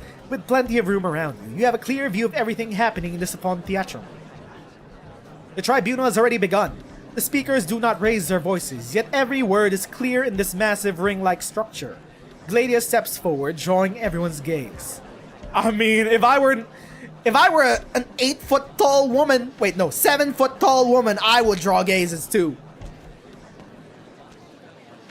Suddenly, you hear footsteps so soft that they are almost inaudible, like a shadow from the somber dome touching the floor. Not a sound. Who's this? Are they approaching Doctor? Or I'll crush your throat. Why me? I'm just a silly little guy! Papi. Well, Papi, why are you threatening me with a good time? At first I was like, I'm in danger. But then I'm like, oh, I'm in danger. Well, Papi, hello, first encounter with Doctor? On second thought, I'm like, crush my throat, please. Wait, how's no one noticed Ulpapi in the shadows? He's a huge beef of a man. How's he not drawing eye? Everyone's looking at Gladia, probably.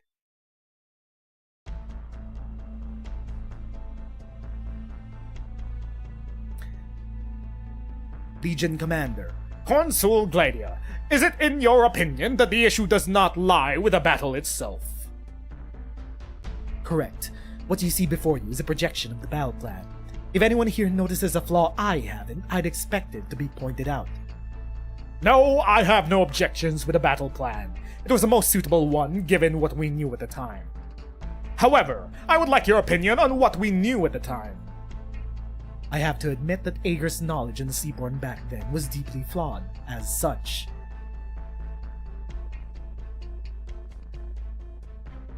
What are they trying to say? Still not used to their way of thinking, are you? You never did like thinking much, even back home. Damn, Spectre! Holy shit! Okay, kinda backhanded? They mean no ill will. They're simply seeking the truth they need. Identify every flaw and question all perfections. The most heated debates will uncover truth in its full beauty and reveal the right way forward. Just leave it to Swordfish. If you don't want to listen, just take a nap. Yeah, Scotty. Her brain is a bit too... this is a bit too high level for her. Let's let Gladia deal with all this bullshit. Can we pull out a switch to buy our time? Never mind, right? Ulpianus is threatening our life. In conclusion, our greatest error when designing the warfare 5 years ago was failing to make allowance for flaws in our knowledge.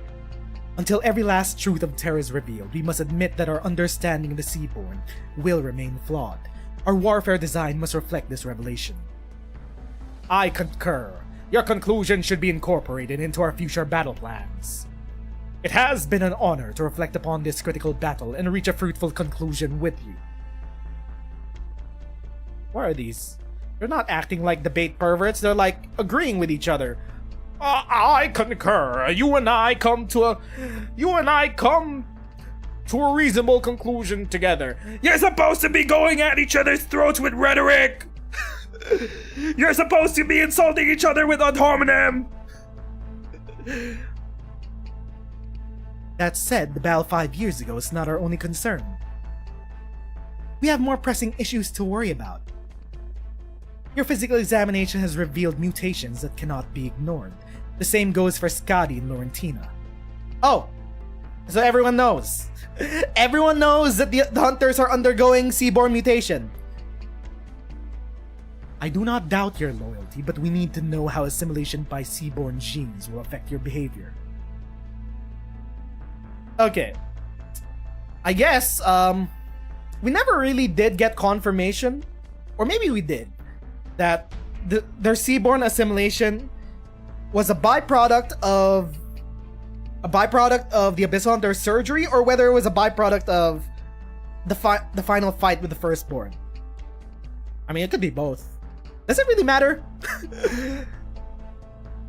Apologies for my candor. Milarium will soon identify the locations of the remaining nests.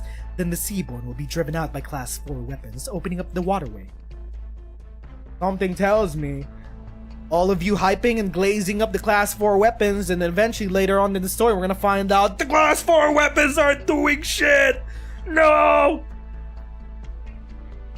Is there any possibility that the Abyssal Hunters will become an enemy of Aegir and of yourselves? Well, Papi! Is he coming out of the shadows? Hunters out of control pose a greater risk to Aegir than the Seaborn. The Abyssal Hunters are the flip side of Aegir, created in Aegir's most despicable attempt at salvation. They are now both feared and pitied by the creators. Are you talking to me or are you addressing the crowd? You're probably talking to the doctor, right? You're talking to the doctor. Abyssal Hunter Ulpapi, I presume. Shouldn't you be down there too? Why are you grabbing onto my neck like that so hard? Do it harder. Wait, what? You're much calmer than I expected, and you know who I am. Seems Gladia has built a relationship on land with more than just one doctor.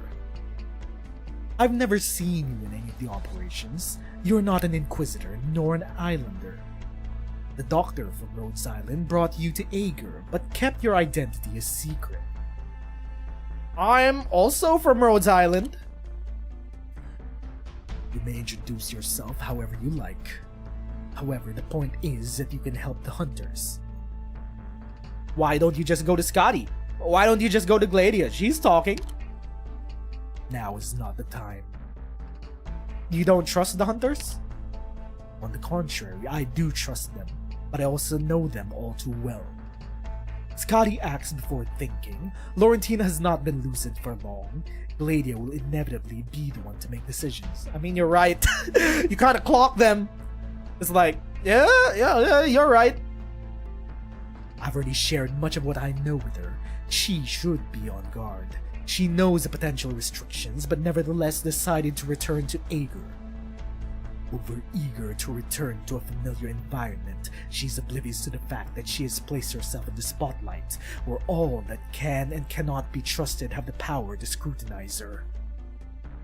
Now is not the best time for the Abyssal Hunters to come home. Their decision is a big gamble. Why did you sneak into the city then? Sounds like you care about them after all. Oh, look at him. He's a caring father figure. Lady and the others are not in a good situation. They underwent modifications, but unlike me, they were not part of the Abyssal Hunters Project core research. Explaining the changes in their bodies will be difficult for them. I'll pass on some information to you, and I'll need you to help Gladia if necessary. Convey my warning to her later. As for the rest, may I say a few things? Who is Blandis? Blandis. He's here too. Blandis? Blandis. Ah, right, this guy. Isn't this just like the old days? You and Ulpianus used to get into arguments with the research staff while I was napping. Your comments would be much appreciated, advisor. Oh, you flatter me, Consul. Hold up, I'm kind of forgetting where we are right now after operation. Got it! I was a technical advisor of the Abyssal Hunter Project, responsible for the gene splicing research used in the modification process. In other words, at this exact moment, in this exact place, I am the leading authority in Abyssal Hunters. Gladia, Laurentina, and Scotty have been fighting on dry land too frequently and for too long. It is indeed cause for concern regarding their physical condition. As such, your concerns are not without reason, but my answer is this. No. They will not become seaborn.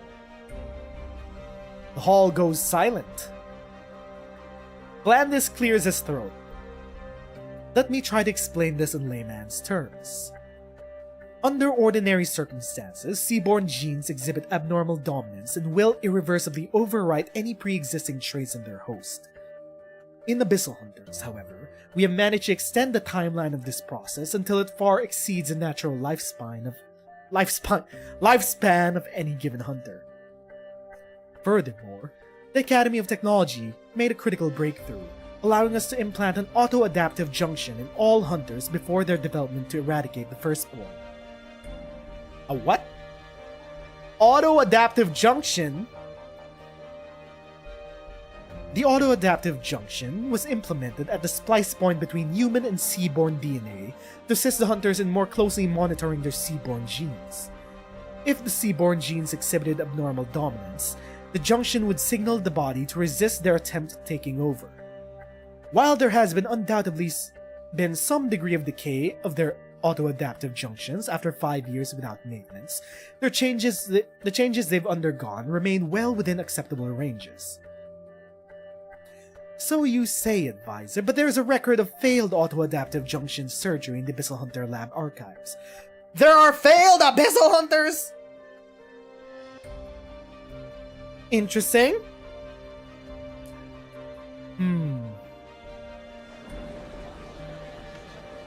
Whoa, what? That was Ulpianus? Wait. Is that why he's kinda more bros with the Seaborn than usual?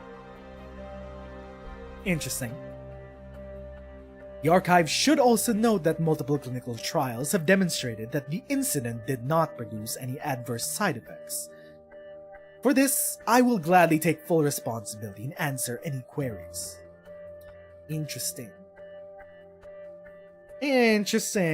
So Ulpianus peered into the depths once and came back, and during his stint at the Seaborn Hive, maybe that was why they did assimilate him straight up. Maybe they thought he was already Seaborn, and they were just consensually inviting him. That was what the jellyfish was doing at the start of the event. Now that the Abyssal Hunters have returned to Aegir, their condition will be under control. Am I to infer that you already have an effective means to contain their mutation?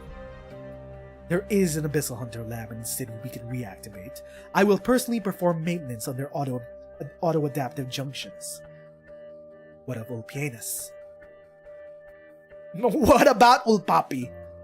He's still AWOL. How can we be sure that the hunter who has refused to return to Aegir will not become a Seaborn? Or that what we fear hasn't already happened? Brother, he's right here. He's kinda grabbing my neck by the collar. Sounds like you're pretty dangerous, Poppy. It's only natural they would be skeptical. Is that why you have a face mask? If we pull down your mask, are we gonna see fangs?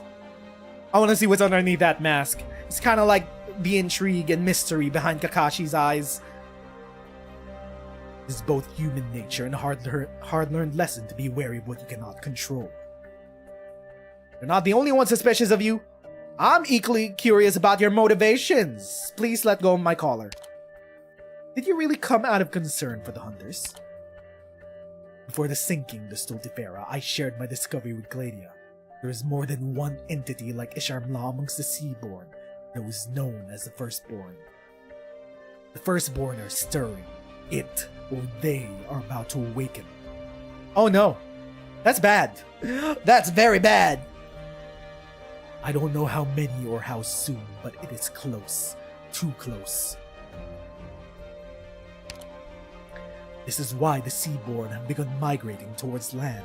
I've ventured into many nests recently, and as a whole, they are feeling a sense of crisis. Perhaps not even the ocean contains enough nourishment for the awakening of a new god. Will it become another profound silence for the land, or another calamity for the seas? The Great Migration almost perfectly coincides with Aegir's waterway program. One can only speculate about Millennium's role in all of this. Yeah. I mean, we haven't seen the Church of the Deep at all. Maybe they've already infiltrated the highest powers of Aegir. How can we trust Consul Council what's her face? Is that not the reason enough for me to visit the city? I don't know, maybe you could have come back here just to get your anchor polished. Could be anything. The Seaborn have proliferated independently, driven by their instincts, but they came from the Firstborn and cannot defy their fundamental nature. In other words, even if the death of the Firstborn failed to halt their evolution, it should not have caused the rapid emergence of new previously undocumented traits. I believe I already addressed that in my report. Hey yo, returning Arknights player but free to play with the W altar banner. You managed to get Walter, Ulpapi, and Viviana. You save 180 on yellow certs. Should you get Ifrit in the shop or should you wait for a better operator? I mean, Ifrit's a good operator. I don't think anyone will say that Ifrit's a bad operator. There's a term called Ifrit lane for a reason where she's downright broken in AoE scenarios. If you like her character, if you're parasocially attached to that JPEG, I don't see any reason not to use yellow certs on her. But of course, there are stronger operators. But who knows? I say she's fine with the character. But then again, she is an old character. So, I mean, eventually she's probably gonna come in a free, in like a 6-star free ticket they might give out eventually. She's pretty old. Maybe it'll pay off by being patient. She's situational for her single lanes. But she's a good character nonetheless. I don't have any qualms. Yes, the multiple firstborn hypothesis. A logical explanation, but that is exactly why I'm skeptical of Ulpianus. Our well-laid plans ended in failure. The 3 surviving hunters washed ashore on unfamiliar land before being reunited with the hunter who was last to leave the nest. But she does nuke those single lanes, that is true. The information Ulpianus brought that there's more than one firstborn in the ocean is more than shocking. It is highly effective. Effective in explaining why the Seaborn's actions have become more disruptive despite your success with your mission objective. Effective in addressing all our questions.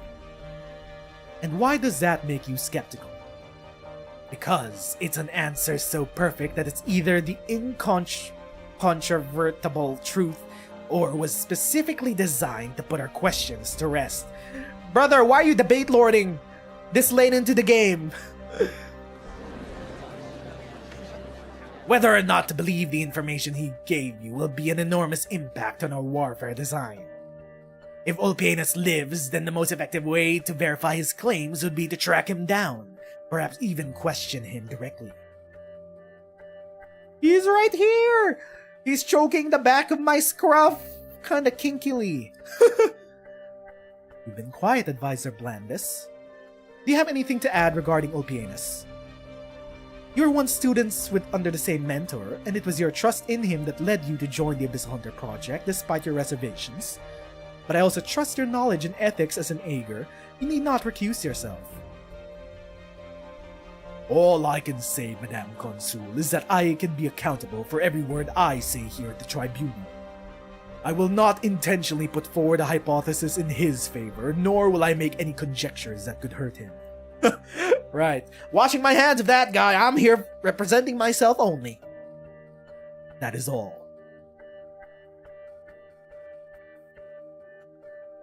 Sounds like you two are pretty close. I guess even a loner has friends.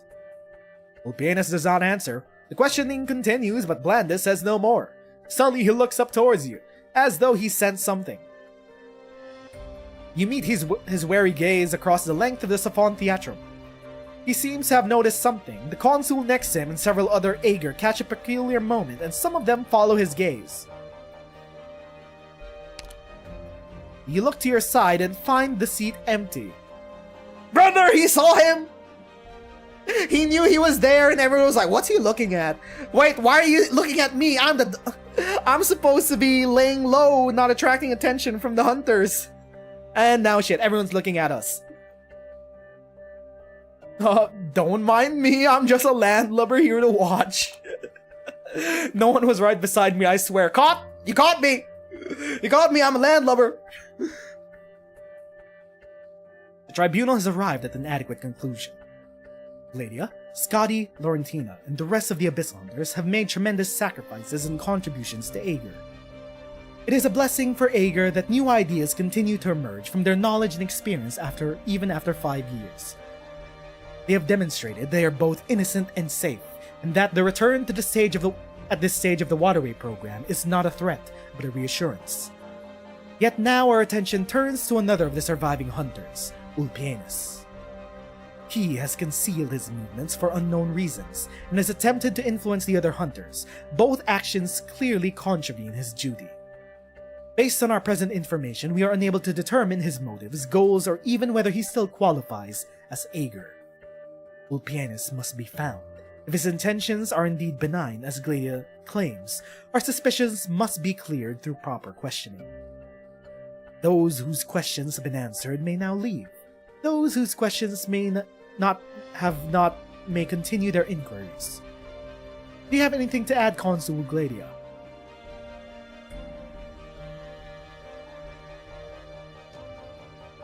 The coral-shaped terminal at the center of the Siphon Theatrum slowly closes and sinks into the ground. The space is now flat and empty, like a stage ready for a new play.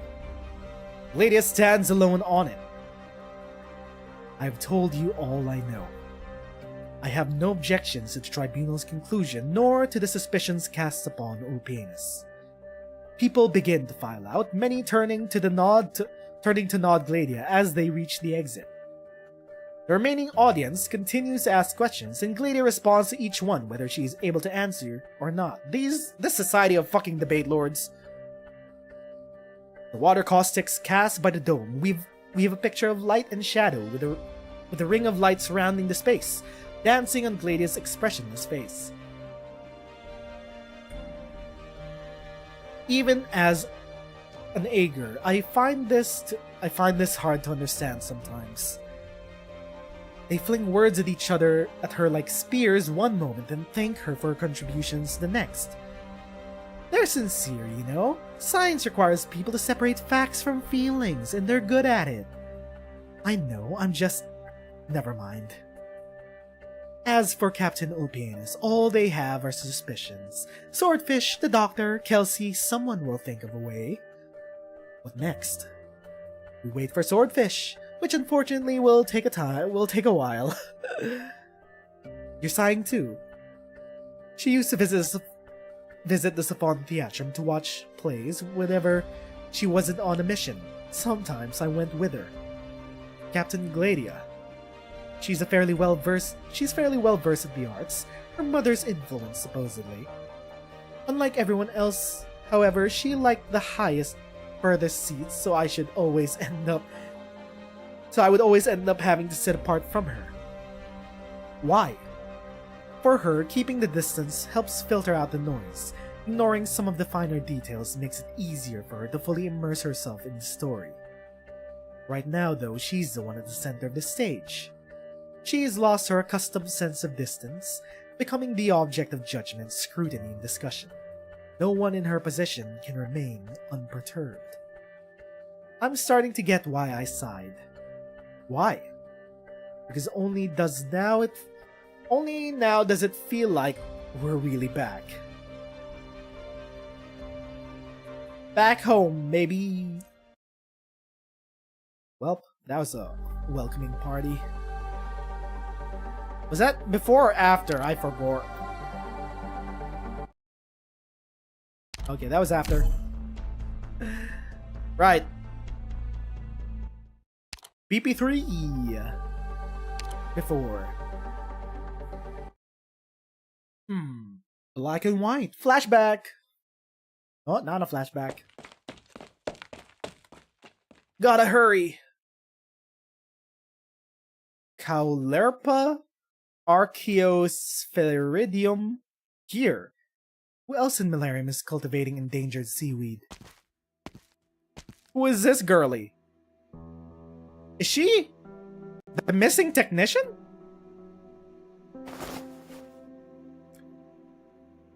Hypnea fenestralis, Alimenia himbriatus, Palmaria purpureus. Wait, the color of this Sargassum pennata. I cultivated it myself. This is the girly! Why are you on the streets? It's too dry. You'll die. What happened here? Did someone do this? Where are you migrating? Is there something... Oh, wait!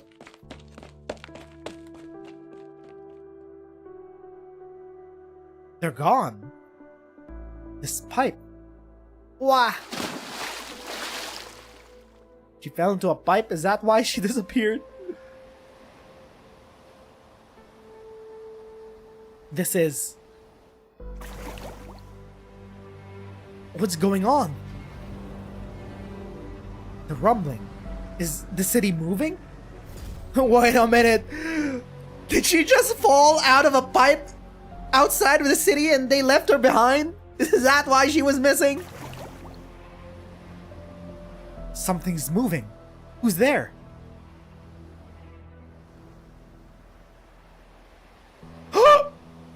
It's a Seaborn! It's a silly little guy! Vacuole inflates merrily. It's a friend! Look at him, he's just a silly little guy. It's not gonna assimilate you yet. Wait, what? That is literally it? She fell out of a pipe and the city left her behind?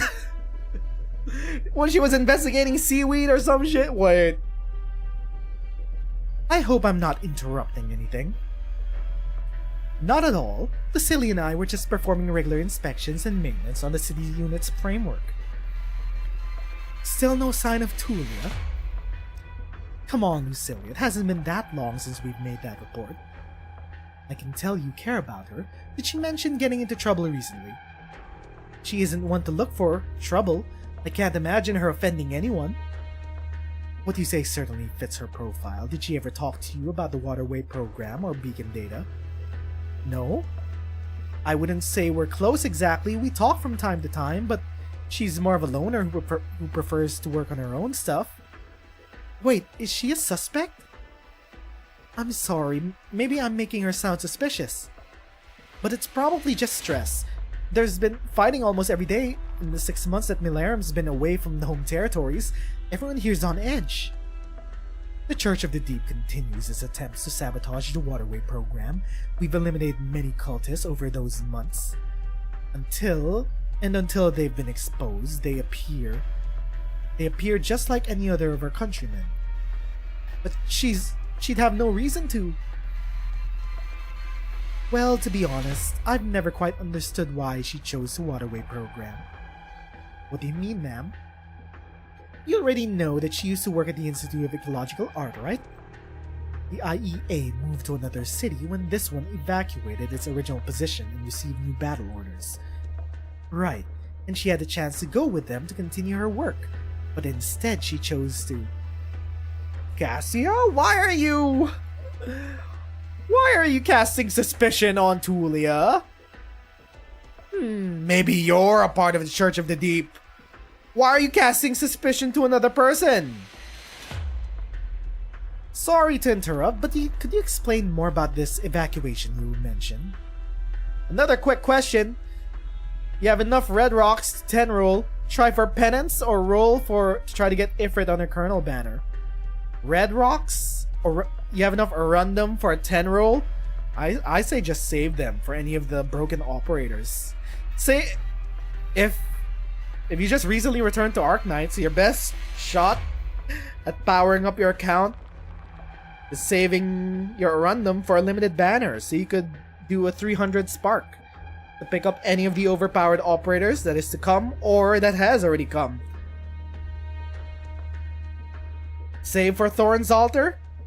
Thorn's Altar's reception has been, maybe he's not as powerful as the DPS operators. He's niche. If you like Thorns as a character, who am I to say that you shouldn't get parasocially attached to a JPEG? If you want power, save up your random red rocks for any of the powerful operators to come, or Spark for any of the overpowered limited operators. But then again, you already have W. You already have W Alter, so you're set. You're set for life.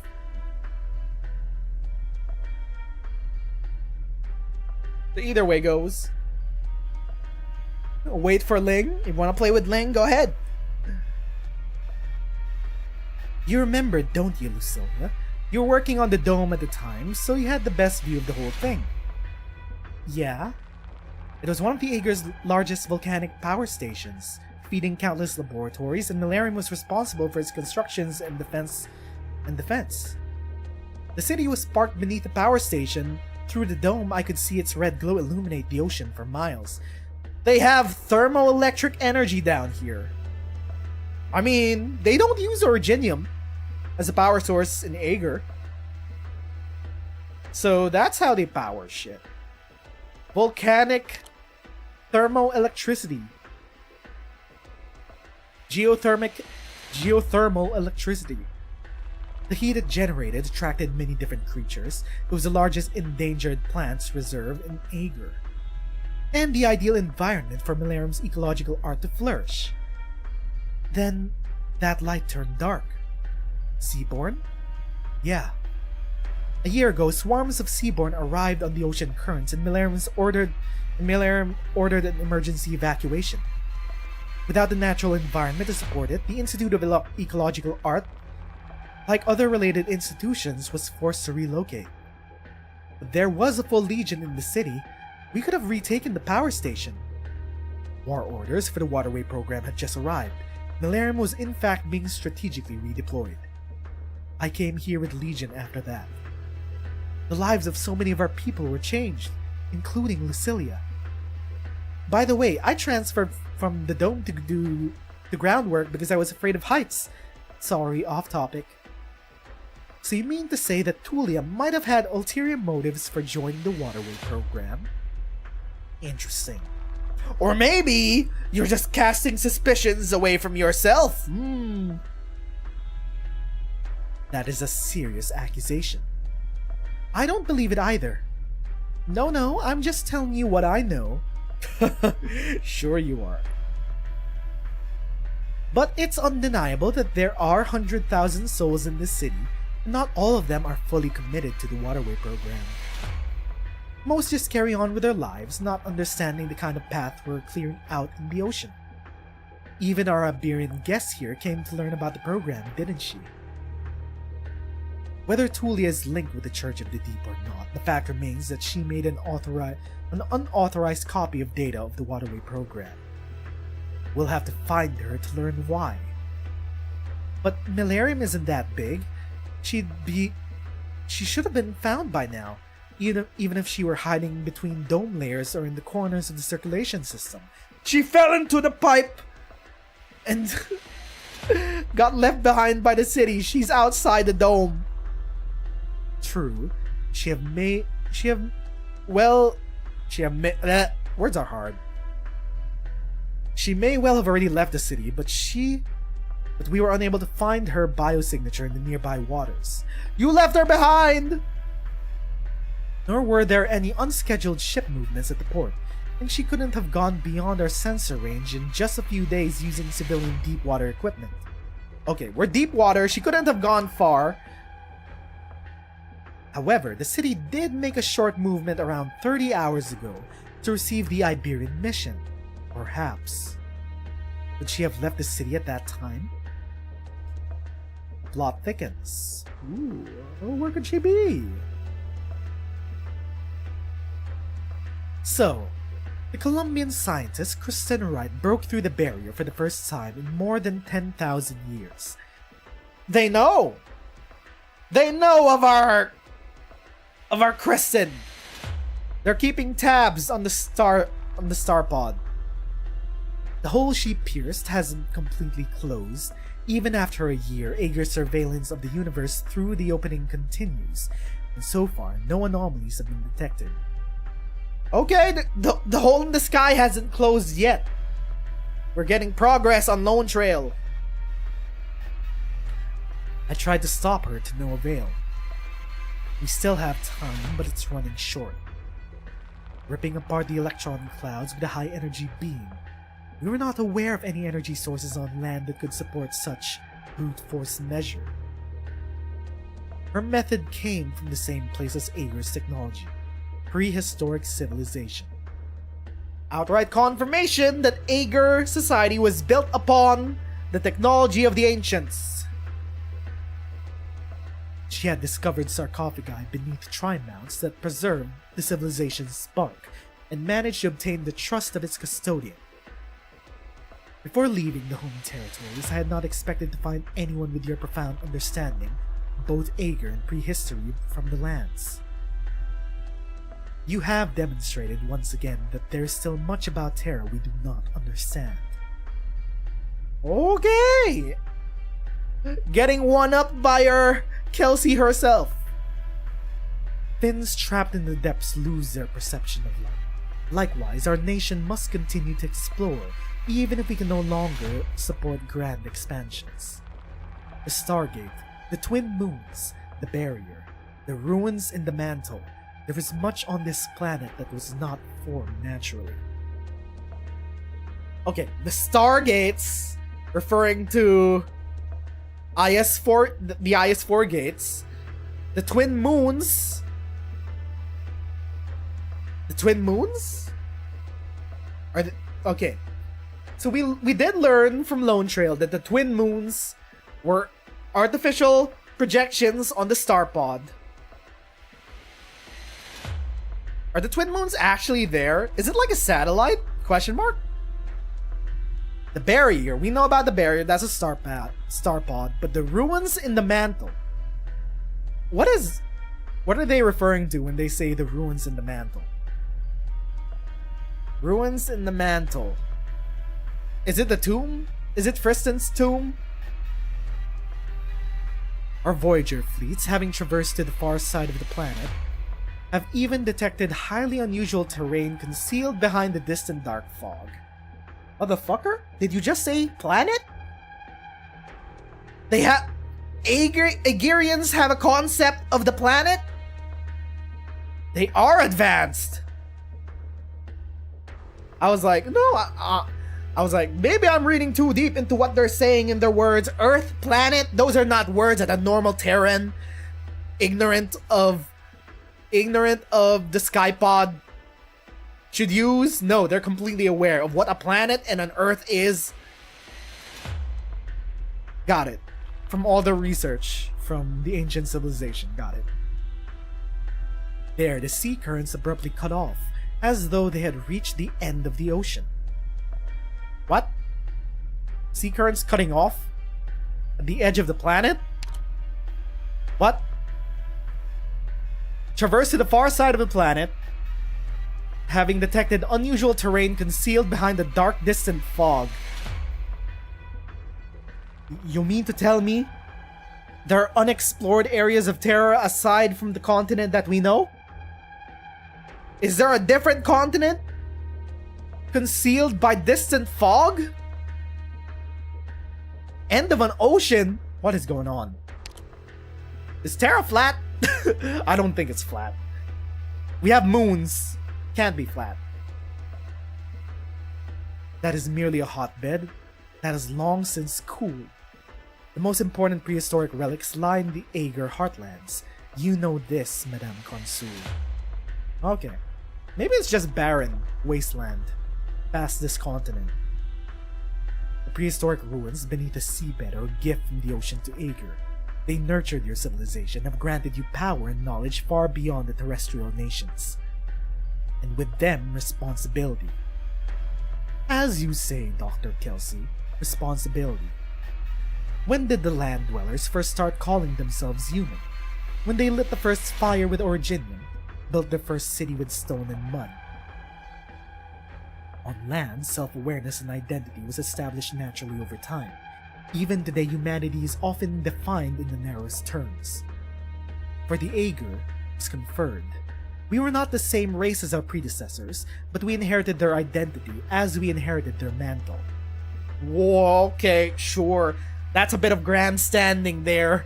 It's like, yeah, dog, we inherited the ancient human gift of technology. We were the chosen ones. Okay, dude. Sure. Thus, Aegir was born with a responsibility to humanity. The Seaborn will not compel us to abandon this duty. On the contrary, they add to its weight.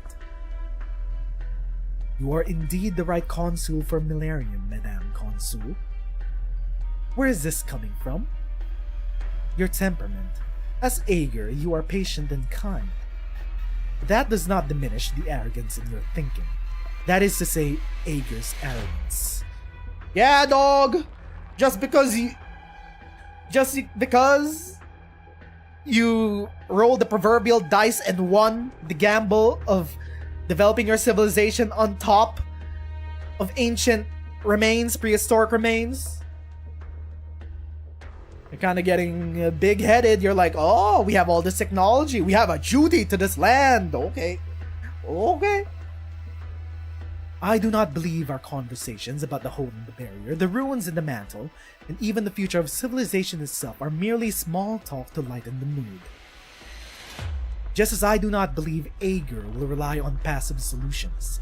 After all, isn't Millennium's department from its home territories a proactive effort to create a new line of defense? So my question is, Madame Consul, what is Aegir's endgame for the waterway? I have already told you Gladia Aegir's answer. That which you would call arrogant. You have the right to know as well.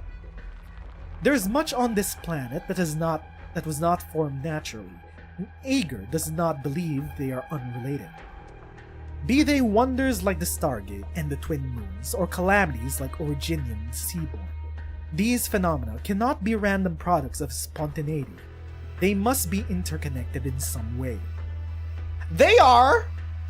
Problem is, a certain Sarkaz king erased our memories, so we can't fully explain how they're connected. So sucks for us, I guess. I wish I could help. I'm just a silly little guy. To solve the Seaborn problem at its source and stop Terra's crisis, we need to fully understand Terra, including the hidden secrets of this land. But those are for the future. If you simply seek my answer for what's at hand.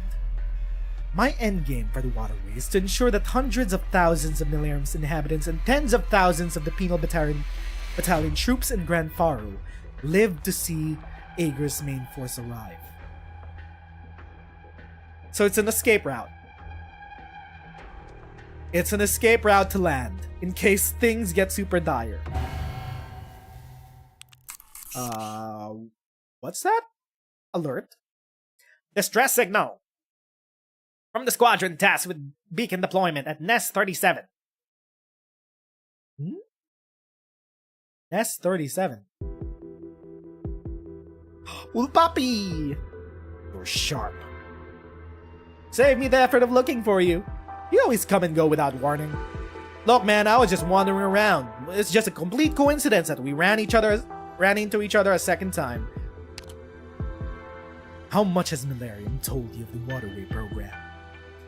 Thought you'd care more about the hunters. Thought you'd care more about your circumstances. Neither of us is being followed or under surveillance, so my movements have not been exposed. Let's continue where we left off at that Safon Theatrum. The war between Aegir and the Seaborn have gone for far more than 2 centuries.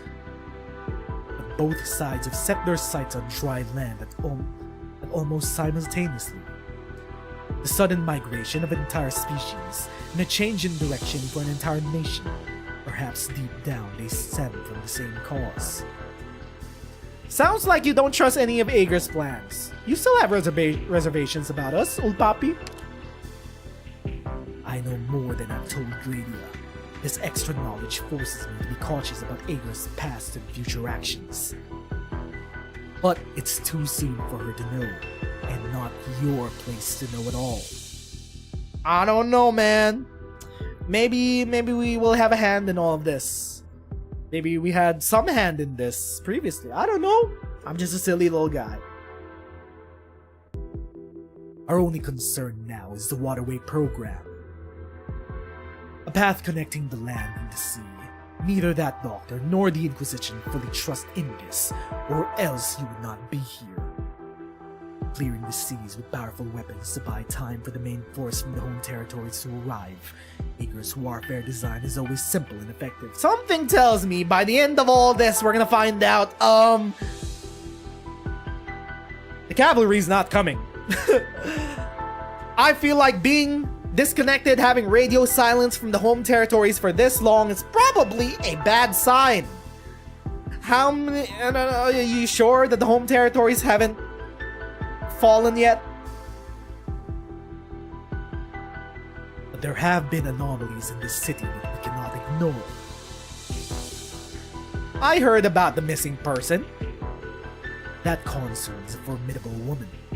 During Malaria's voyage, she has culled many of the corrupted and thwarted their sabotages, while the two escorting legions have sustained far fewer losses than expected.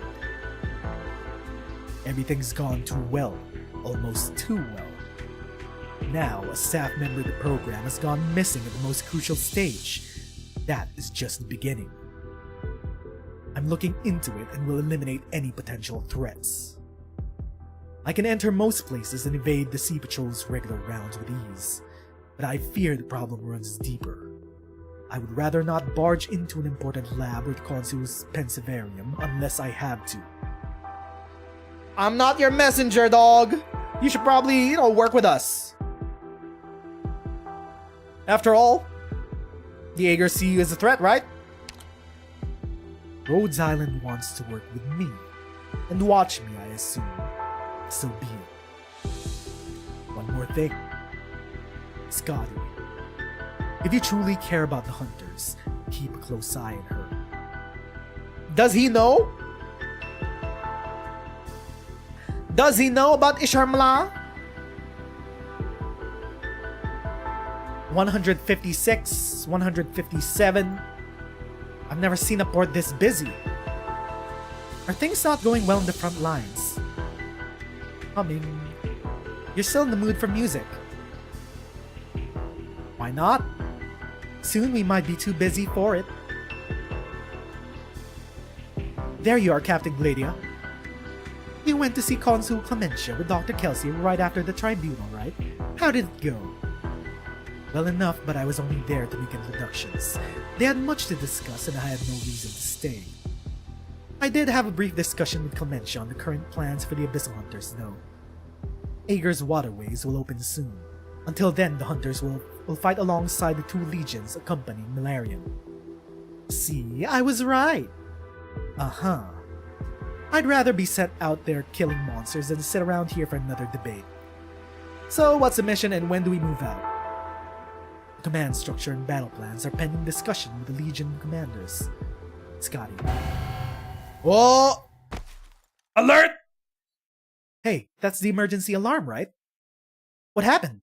A seaborne invasion?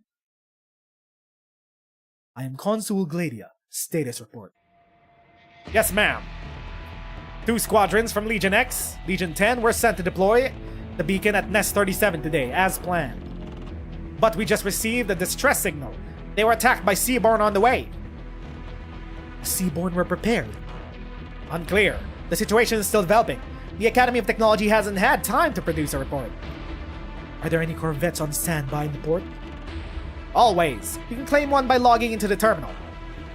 Thank you. Keep me posted on the squadron's coordinates.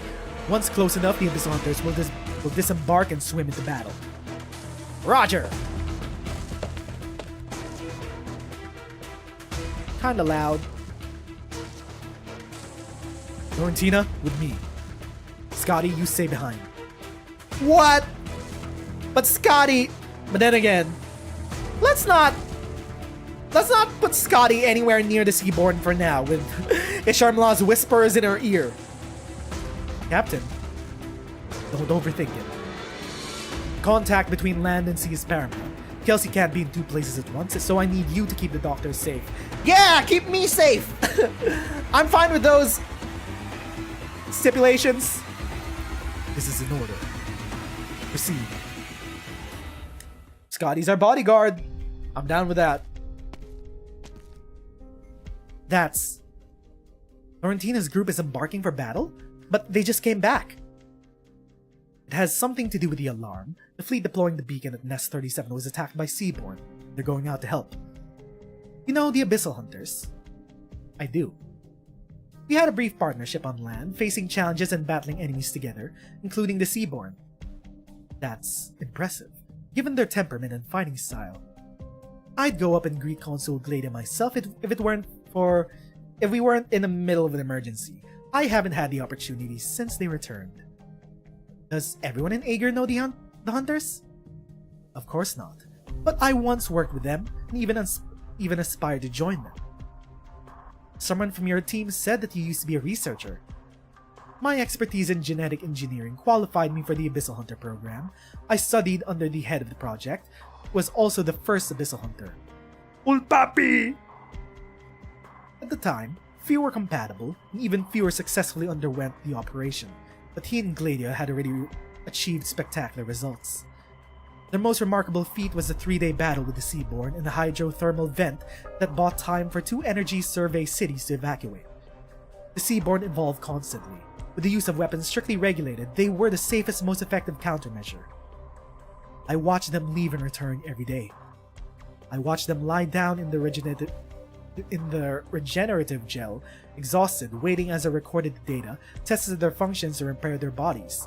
Those were the costs of victory that people could not see. I'm not entirely sure what motivated me at the time, but one day I submitted an application to become a hunter to the Institute of Development Planning. I'd have done the same. What? I mean, I'd have wanted to apply myself. Oh, extra depth for Irene. To see your mentor and everyone else risking their lives like that, nobody would want to feel that way, that they weren't doing enough. You seem fit enough, and as a researcher, you are beyond familiar with their functions and combat style. Wait, then why didn't you? Because my application was rejected. But why? I didn't ask. My mentor wouldn't have answered. So you joined the Sea Patrol instead? Because it's the unit that works most closely with hunters? Yes, and monitors them. The Corvette is ready for you! Alright.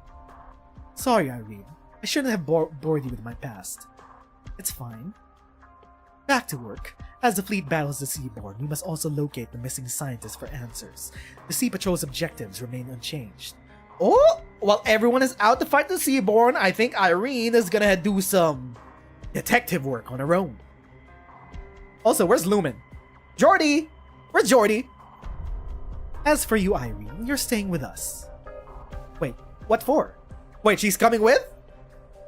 We won't be in the thick of battle, but it's still dangerous. It's a Sea Patrol's duty to keep you safe. I appreciate it, Prefecta, but I'm good. I'm not afraid of the Seaborn. Every Inquisitor has Seaborn blood on their hands.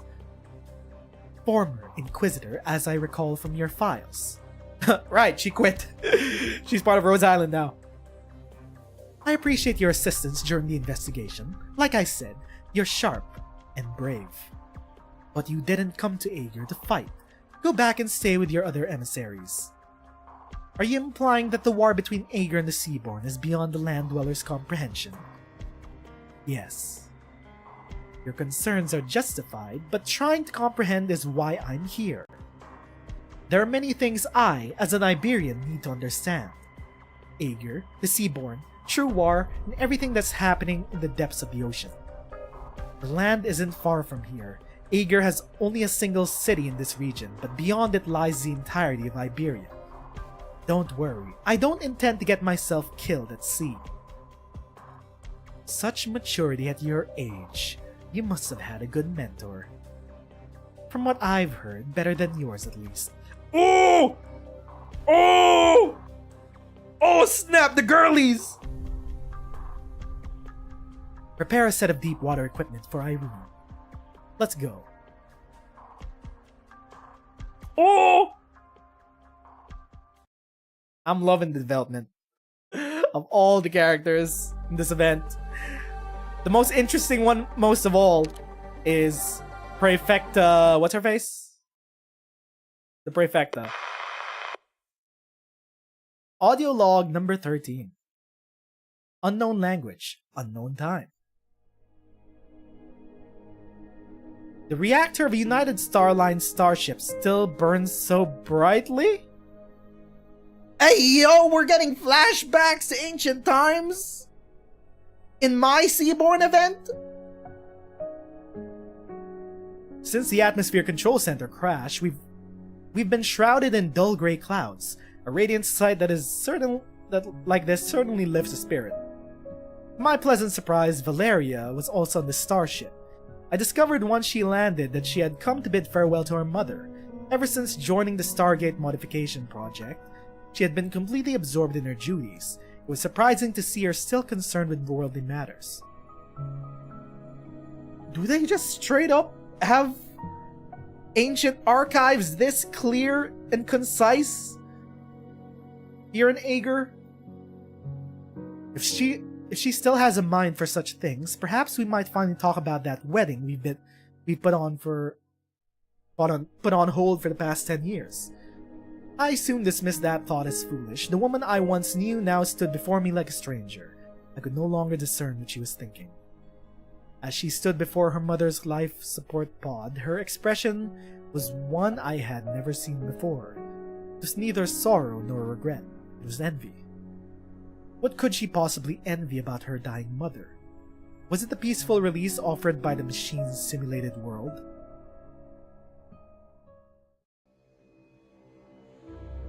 Is Jordy... Was that Jordy looking into the archives?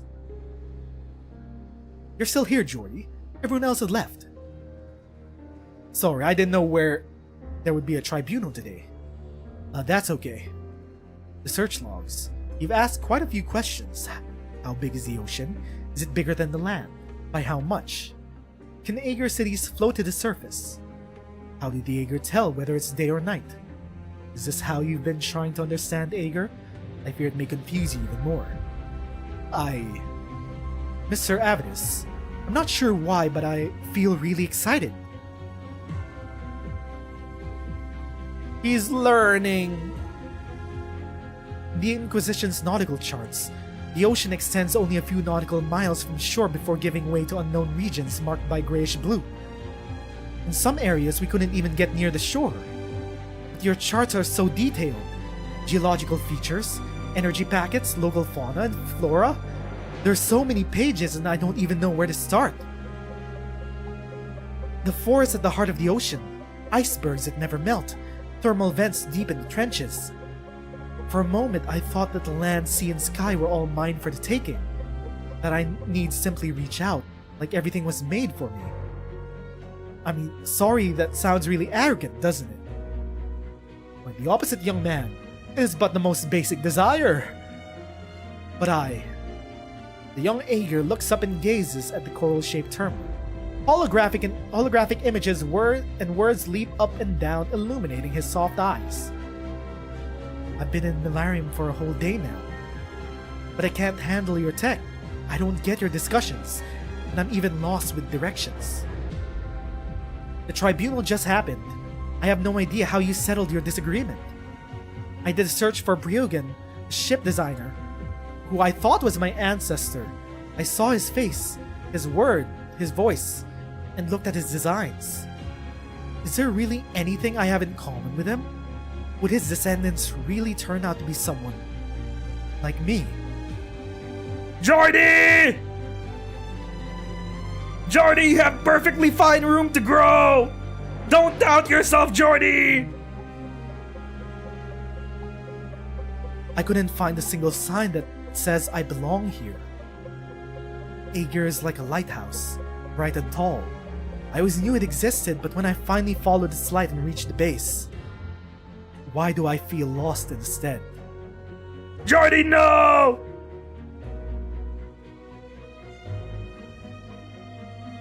To be frank, I think this development with Jordy is very cool. Briogan. It's been many years since I've heard his name last spoken. He was a remarkable man. Even amongst Aegir, he was the most talented designer at the Academy of Technology, but left everything behind to go ashore right when his country needed him the most. Even this city's connected to him, albeit in somewhat an unusual way. How so? It was through this city that he went on land. The Institute of Development Planning even tried to penalize a few consuls for failing to stop him. Listen, Jordan. I cannot ascertain whether you are truly bound to him by blood, though such a connection holds little significance. What matters is that there can be no doubt that you are Ager. I know I am, but how do I prove I belong here, if I can't even trace my own heritage? A true Ager needs no proof of that. But I understand we all search for answers in the past. I'm no different. I can say with a straight face that I am one of Ager's foremost authorities on prehistory. I firmly believe in the weight of history and that it contains truths and patterns that will show us the way forward. But what if it's a way of destined destruction for Ager? I'm sorry, what was that last part? Does he know? Does delving into the prehistoric past shown him insights that maybe tapping into prehistoric technologies might lead to the destruction of the Ager? Anyway, we're back with Doctor. Who cares about all that shit?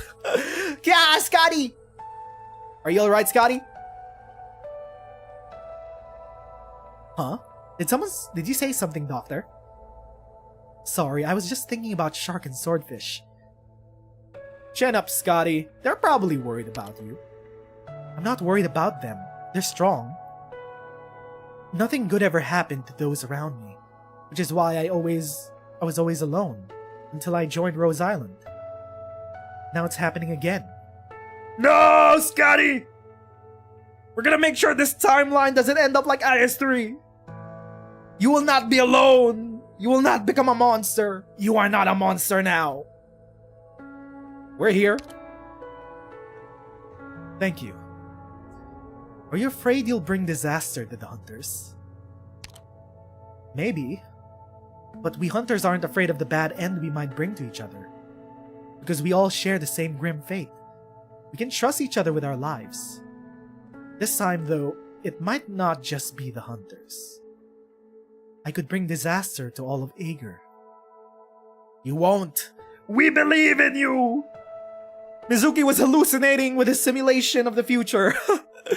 That boy ate too much tentacles. Don't believe him.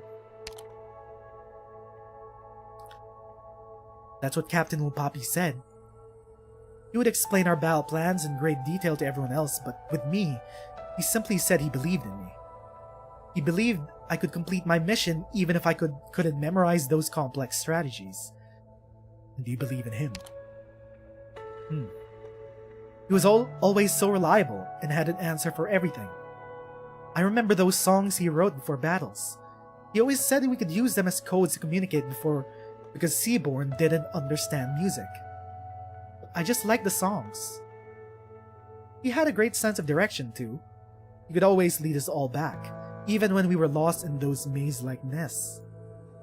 We could always count on him to point the way until the final battle. Yes, the 1st and 4th companies sacrificed themselves to clear a path, while the 2nd held off the Seaborn that were rushing back. Captain Ulpianus led the charge and soon arrived at the target, the core organ of the Firstborn. Then we lost his signal. I thought he was dead, so it fell to me to deal the killing blow. But he wasn't. Yeah, I don't know what happened that day. I still don't know why he didn't come back. He was gone for a long time. He was just chilling out with the Seaborn. What did he learn? What does he know? Aside from, of course, there being another Firstborn about to awaken. The more I don't know, the more I feel like I need to do something. Trust your warrior's instincts, Scotty. Remember, whoosh, pow, thud. Rush in with a whoosh, knock them down with a pow, and finish them with a thud. I remember. Oh! Seaborn battle, baby! Arrived at target coordinates. We came as fast as we could, though not fast enough it seems. This is a graveyard. A what? A graveyard of who? Giant shipwrecks and seaborne remains lie entangled in a grotesque embrace. Pale flakes descend like snow. While some have given it a more romanticized name, marine snow, it does little to hide its cruel nature. Fragments of organic matter, both seaborne and human. The sweetness of blood and the stench of death intensified by the cannon's lingering heat, spread with falling flakes. The Abyssal Hunter's strong sense of smell magnifies all of this, and Spectre cannot help but cover her nose. This shouldn't be unfamiliar to you, Shark. The fleet pins down the seaborne with superior numbers as the hunters flank and eliminate the swarm's core. We've used this tactic often. This is the same scene we see each time we leave their nest. I know, perhaps we've spent too much time on land. It's not a pleasant thing to recall. 1 engineering mothership, 10 battleships, numerous small ships. The wreckage positions on the seabed indicate they stayed in formation. They were not taken by surprise. There are signs of gravitational distortion on nearby rocks. They tried to stop the seaborne using force fields. They have force fields in Ager! But the seaborne were faster. The ships weren't able to form a crossfire. They fought with them in close quarters. Something is not right. What's the matter? The squadron's destination was Nest 37, but all the ships appear to be headed for Millennium. Besides, now that the squadron is destroyed, why haven't the seaborne made their next move? Swordfish. Let's go. What is going on? We heard a song in the deep! Is Irene just in a diving suit? Is she safe down here? Alright, grab my hand. I did tell you to stay on the Corvette. Deep water equipment may keep you from being crushed by the water pressure, but even the Aegir are at the mercy of the ocean's currents without proper training. I could use some help once you're done laughing. Imagine you're dancing with a rowdy partner. Counter her moves and find your balance. This is how you fight the currents. You're light. It shouldn't be hard for you. Don't look at me like that. Yuri? Wait a minute. New crack ship formed? I'll meet you up ahead. That's a new crack ship if I've ever seen one. Broken lighting array. Trace amounts of organic tissue and broken metal frame. Human and seaborne. Find anything? Some tissue that matches the sample provided by the Institute of Development Planning. It's Tulia. Tulia? Her tissue is down here? Uh-oh. Millennium was sparked here around 40 hours ago. Based on the location of the array, she had left from the circulation system sewage exit at the edge of the city. Left or she fell in? We kinda saw her fall in. But why did she leave? It's hard to reconstruct the scene with what's available. The currents have already washed away most of the clues. I'm afraid we won't find out if Tulia was a cultist with a grudge against the Waterway program or what happened to her from here. This is 2 hours away by ship from Millennium's present location, even with deep water equipment. She couldn't have swum back. Based on the remaining tissues, it seems she had encountered a seaborne. No! What if she was assimilated? What if she was innocent? There's no way she could have survived. Right. Dead end. What? That's the direction the Abyssal Hunters went.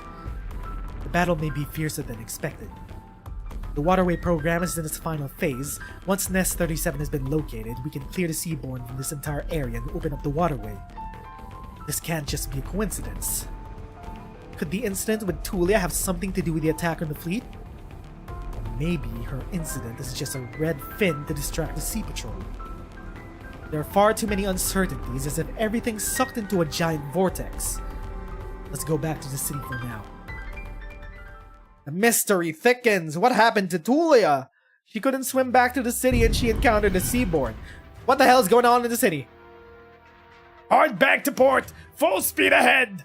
Go around the ridge and turn back. That should lose a third of a Seaborn on our trail. No! They're on the ship! Sir, the Seaborn have attached to the hull. They're inside the ship. Keep the evasive maneuvers going, helmsman. We'll deal with the others inside. Camouflage coating down to 10%. We'll be fully visible soon. Buy as much time as you can. Yes, sir! No, he's just a little guy. Take care of the rest, Shark. Abyssal Hunters. Gladia, I recognize you, ma'am. Have the other ships made it safely back to Millennium, Madame Consul? About the other ships, no. Thank goodness. The more of our elites we save, the more strength we'll have for what's ahead.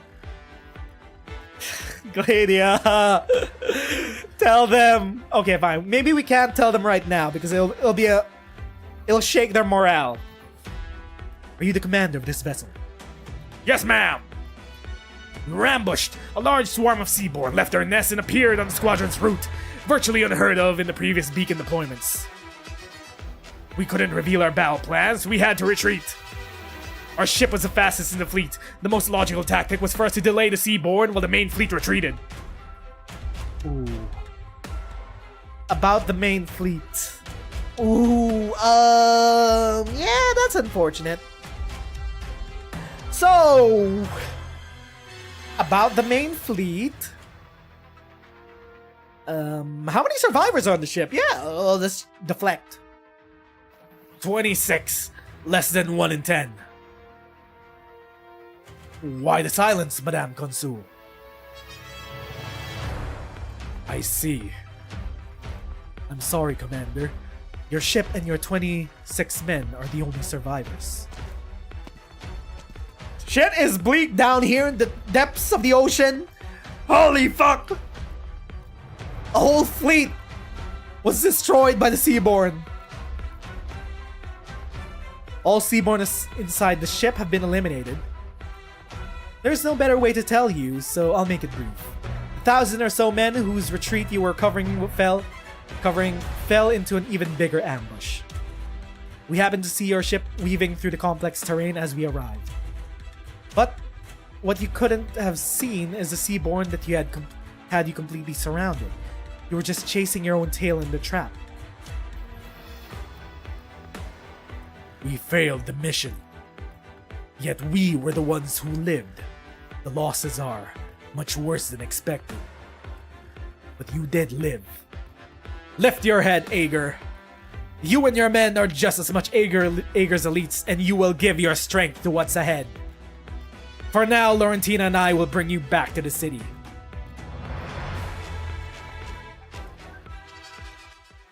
Things are dire. Things are fucking dire!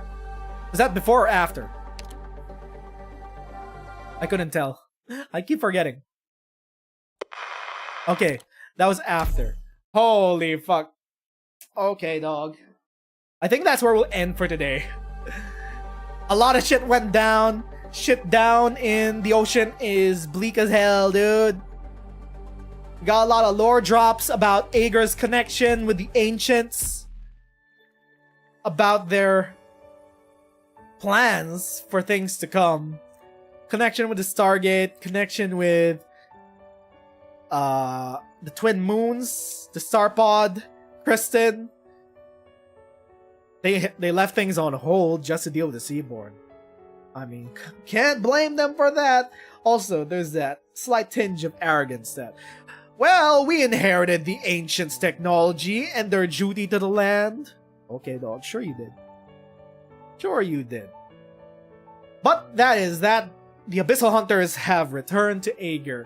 There is a mystery afoot of a missing technician. Nest 37 seems to be a threat to the Millennium, which is headed closer and closer to land.